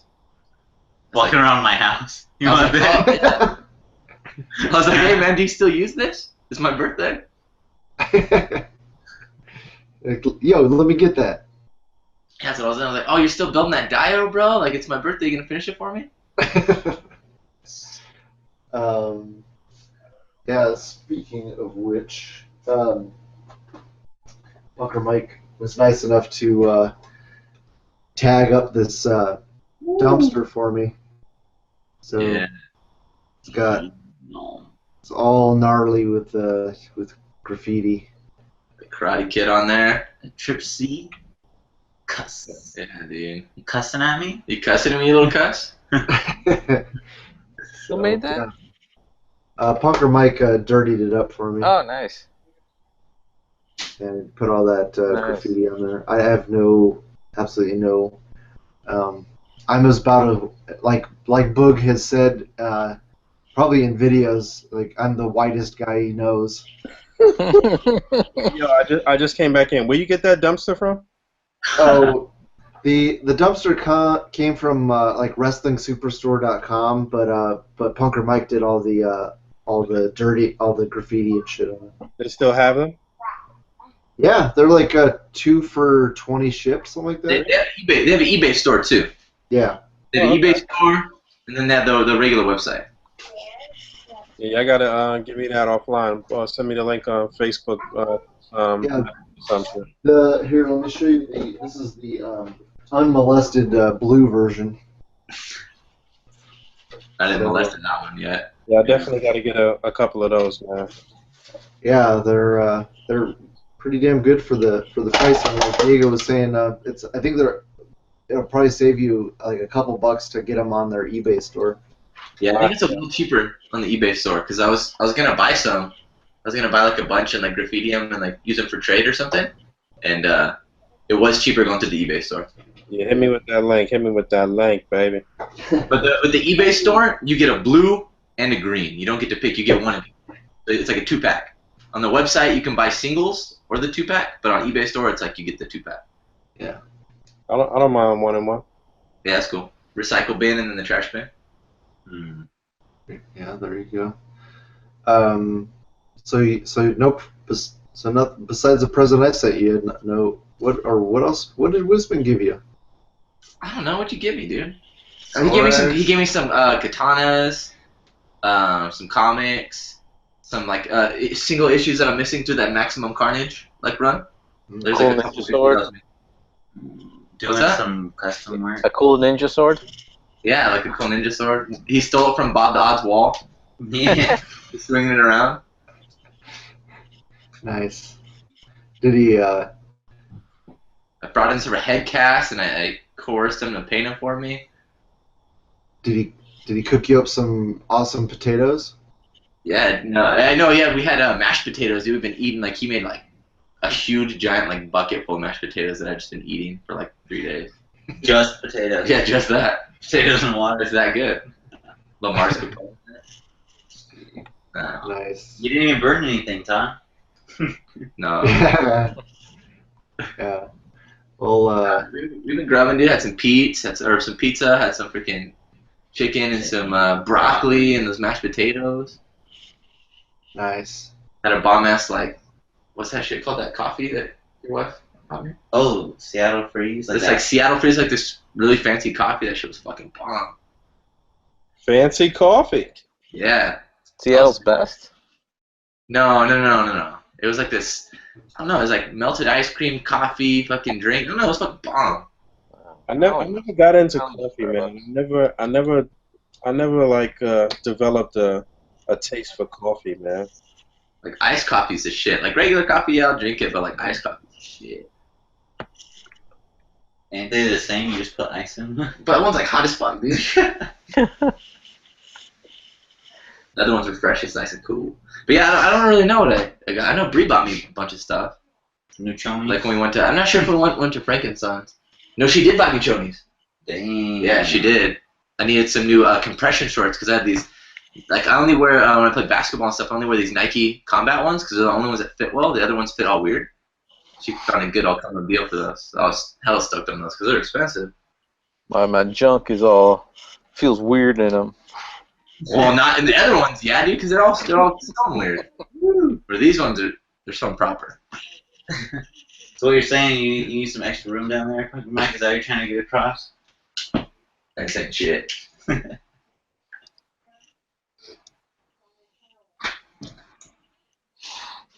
Todd disappeared. He had to go to a potty break. You gotta take a shit real quick. Yeah. You forgot to wrap my present. He's gonna unwrap it for me. Hopefully his legs don't go numb. What happened? I said hopefully his legs don't go numb when he gets out. He's all crawling back to his table. I can don't leave without me, guys. Don't leave. Give me a couple minutes, man. The legs need to get some more circulation. Well, they don't let him go at work no more, so. Well, what's the thing is like if you work full time, you take 10 minutes a day to take a dump. At the end of the year, that's 40 hours paid vacation. Fuck that, dude. I wait till I'm back from break or before I go to break, dude. Hell yeah. I wasted my break. No, not on break. Like, yeah, just throughout the day. Like, hey, I gotta take the dump. Like 10 minutes a day, and that's 40 hours at the end of the year that you got paid to take a shit. Yeah, because no dump feels better than taking a dump and getting paid for it. Yeah, you don't go on your break. You go when you're working. You sneak that in before your break, or when, like an hour after you come back from lunch. Yeah, no better feeling than knowing you're getting paid for it. I can't take shit at work, man, unless I really, really can't help it. I'm sorry, man. Oh man. No! Oh, what? Uncle Mike, it's your birthday. Yay. No way. Nice. Dude, you got Brock to come on? Wait, I How gotta. did I know that's what it was gonna be? How did I know? Okay. Oh, dude. Yes. Happy birthday, Punker Mike. Yes. Thank you. This is the best birthday ever, dude. Fuck the compression shorts. Fuck the chonies. Fuck the chonies. Dude. I don't even. I'm speechless. Tired of smoking again. That's like. When are we going to see you on YouTube again, Punker Mike? When are we gonna what? See you on YouTube, bro. Oh yeah, you want me back, dude? I'll start posting videos again. I'll start doing more like prop stuff. Well, only if you get the Brock outros. Oh yeah. Yeah, Subscribe. yeah, I'm subscribed to your channel, but I haven't seen a video in forever. No, dude, I'm slacking. Yeah, quit being a slacker. I know, dude. I gotta quit being a slacker, like tough. No, people like literally hit me up all the time. So, no, I will. I got shit. I have a bunch of shit filmed. I just need to edit it. That's the big thing. I just been busy. You got that second place a.c.b.a trophy, and it went to your head. It did. You know, I actually brought the trophy over to Wisconsin, dude. I put it next to his 5th place. Oh, shit. Yeah, man. Totally kicked your ass. Thank you, Brock. You know, I even thought of you on the Todd's trash can. I even wrote Brock was here real small. I'm not sure if he showed you. That's what's up. What? Dude, best birthday ever. All right, man. Well, it's past my bedtime, so I just wanted to say hi. Thanks for stopping by, Brock. That seriously means a lot. That means a lot, bro. Appreciate it. Yeah, dude. All Quit right. giving Todd the hard time, bro. Be a little easier on him, but Yeah, quit breaking into his house, bro. yeah, dude. You're gonna get bit by his vicious dogs. Yeah, a.c.b.a. forever, man. Yeah, dude. Hell yeah. All right, like Burl Black says, peace and love. Peace and love, Yeah. baby. Woo! Brock, ow. Oh!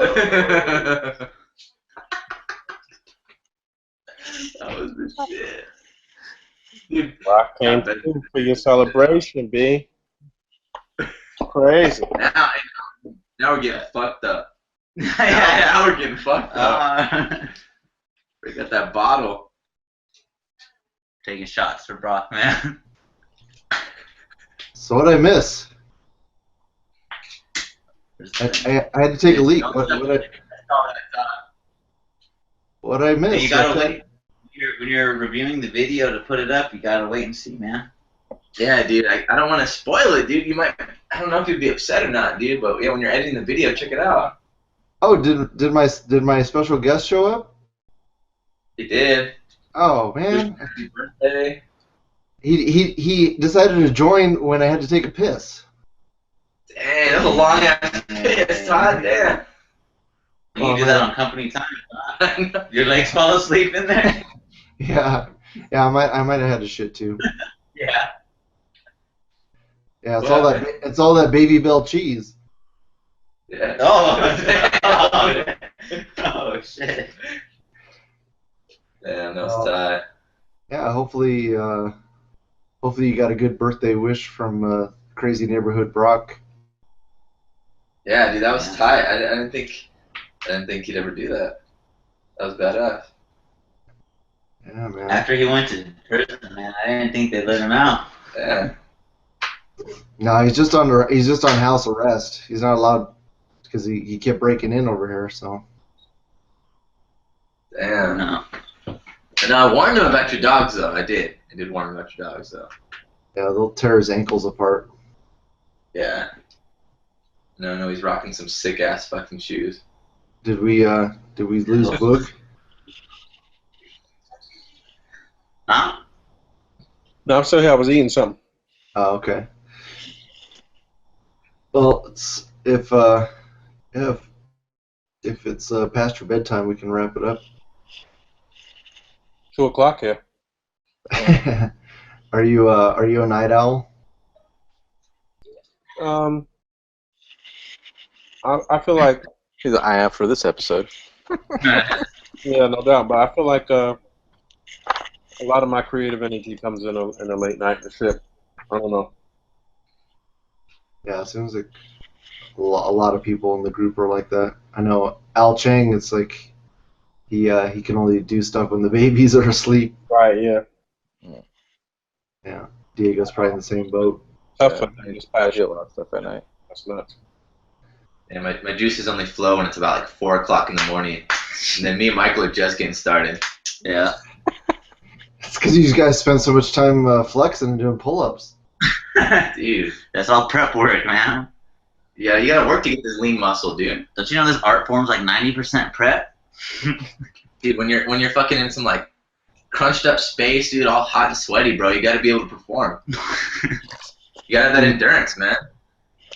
Dude, I definitely think that a.c.b.a. is a lot easier for young dudes because when you have a bad back and you're all crumped over trying to fix a cutout or something, That shit- Don't put a bad back excuse, man. Dude, that shit fucking hurts after a while.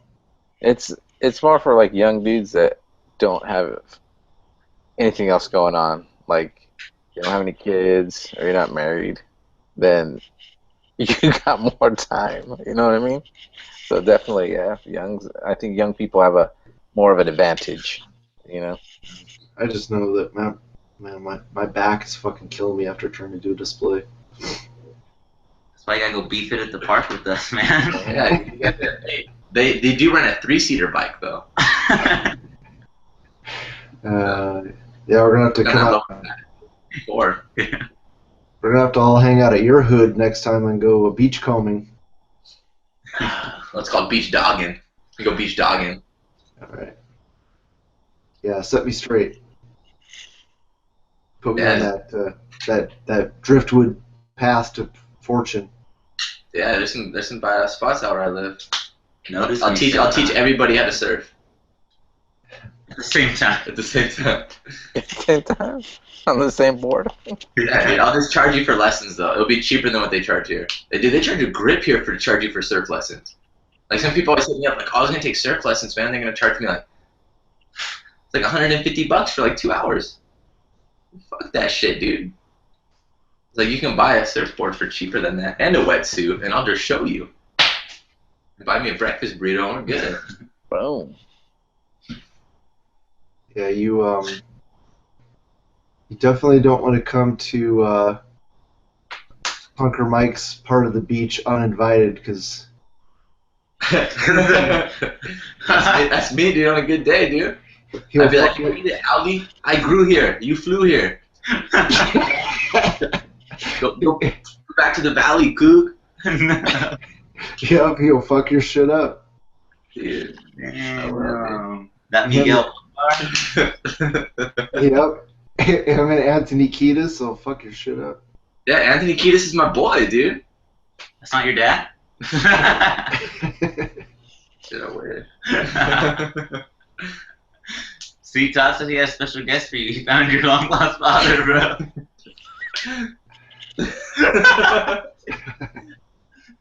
We're about to kill Diego and get that ghost of the DMC back. Almost, dude. My real dad still rocks a mullet and handlebar mustache, dude. Oh man. Dude, Close, though. Boog, did you see that picture of Punker Mike I put up? Nah. Okay. Did you see that picture of Punker Mike I put up? No, let me see.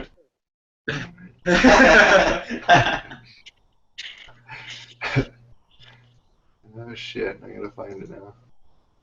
Fuck yeah, dude. Johnny Utah. You fucking cop. Get off my beach. I thought he was going to say, you don't want to be on Punker Mike's beach because it's a nudist beach. Uninvited. No, hey, don't go to the new beach, dude. Don't do that shit. Don't do that shit. Spot's empty. Where's your invitation, bro? Yeah, you don't want to show up to Punker Mike's part of you don't want to show up to Punker Mike's part of the beach uninvited. Hey, we got that same like kind of mustache though, where it's kind of like that light, like Hulk Hogan kind of mustache. A little bit. You know what's hilarious about this? This character in Point Break, his name is Bunker. Oh, that's why you call him Bunker Mike all the time. Yep, that's what I call it. That's why I call him Bunker Mike. And you gotta tell us the story. I did have a friend that was from Mexico and he had a really thick accent, and he'd always call me Bunker Mike, or just call me Bunker. That shit was funny, and that's what I always thought of, like that fool from Point Break. Yo, why that dude have a Boog's earring on, man? He had a double pierce. He said, That's the new Point Break you're talking about, right? No, "No, this is come on, the Johnny Utah one. Oh, really? Okay. Utah, man, fucking Gary Busey in those teeth." Yep. Utah, give me 2.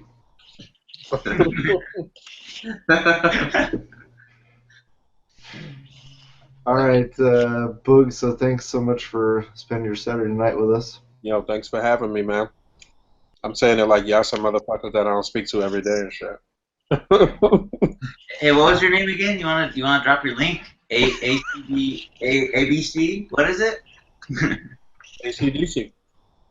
Oh, dang. That's what the kids like, right? The toys. So definitely check out the a.c.b.a podcasts. Typically every Sunday evenings or afternoon if you're here on the West Coast. And I'll link to Boog's channel on YouTube and Instagram. And if you've been following my channel, all my videos have a link to the a.c.b.a Facebook page. How much revenue did the CEO tell you to put those links in there?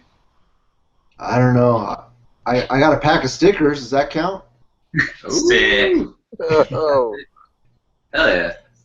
No, I've been. I mean, that was one of the main reasons that I started my channel is because I wanted to. Get stickers.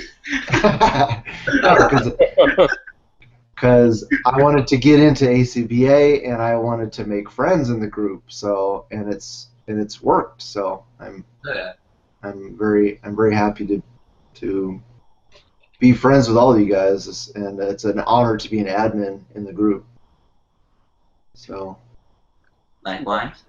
Likewise. Dope ass people in the community, man. Everybody's cool. Cool ass dudes. Thank you. Definitely. They're the kind of guy you can just feel confident getting on a double bike with, you know? Basically. Like, hey, bro, you want to hit up Target? Yeah, man. Yeah. Tandem bike? Yep. True run. That's us, man. Where are you guys going? True run. True run. You have it. That's a new T-shirt. The silhouette of you two on a double bike. Oh, dude, hey, you should do that for the website, like the promo, dude. Like you have the picture of the shirt and then like the action shot of like the model wearing the shirt. Yeah, the model's wearing the True Run. You know what? We're gonna call that shit True Ride. Oh, dang. Woo, you heard it here first. Do like the Rough Riders logo, but with like True? Fuck yeah. True Ride. We did it. Nobody bite that shit. Yeah. All right, Punker Mike, happy birthday. I'm glad that you had a good time, man. Yeah, thanks, guys. And with that, we'll triple see you later. Peace. See you there.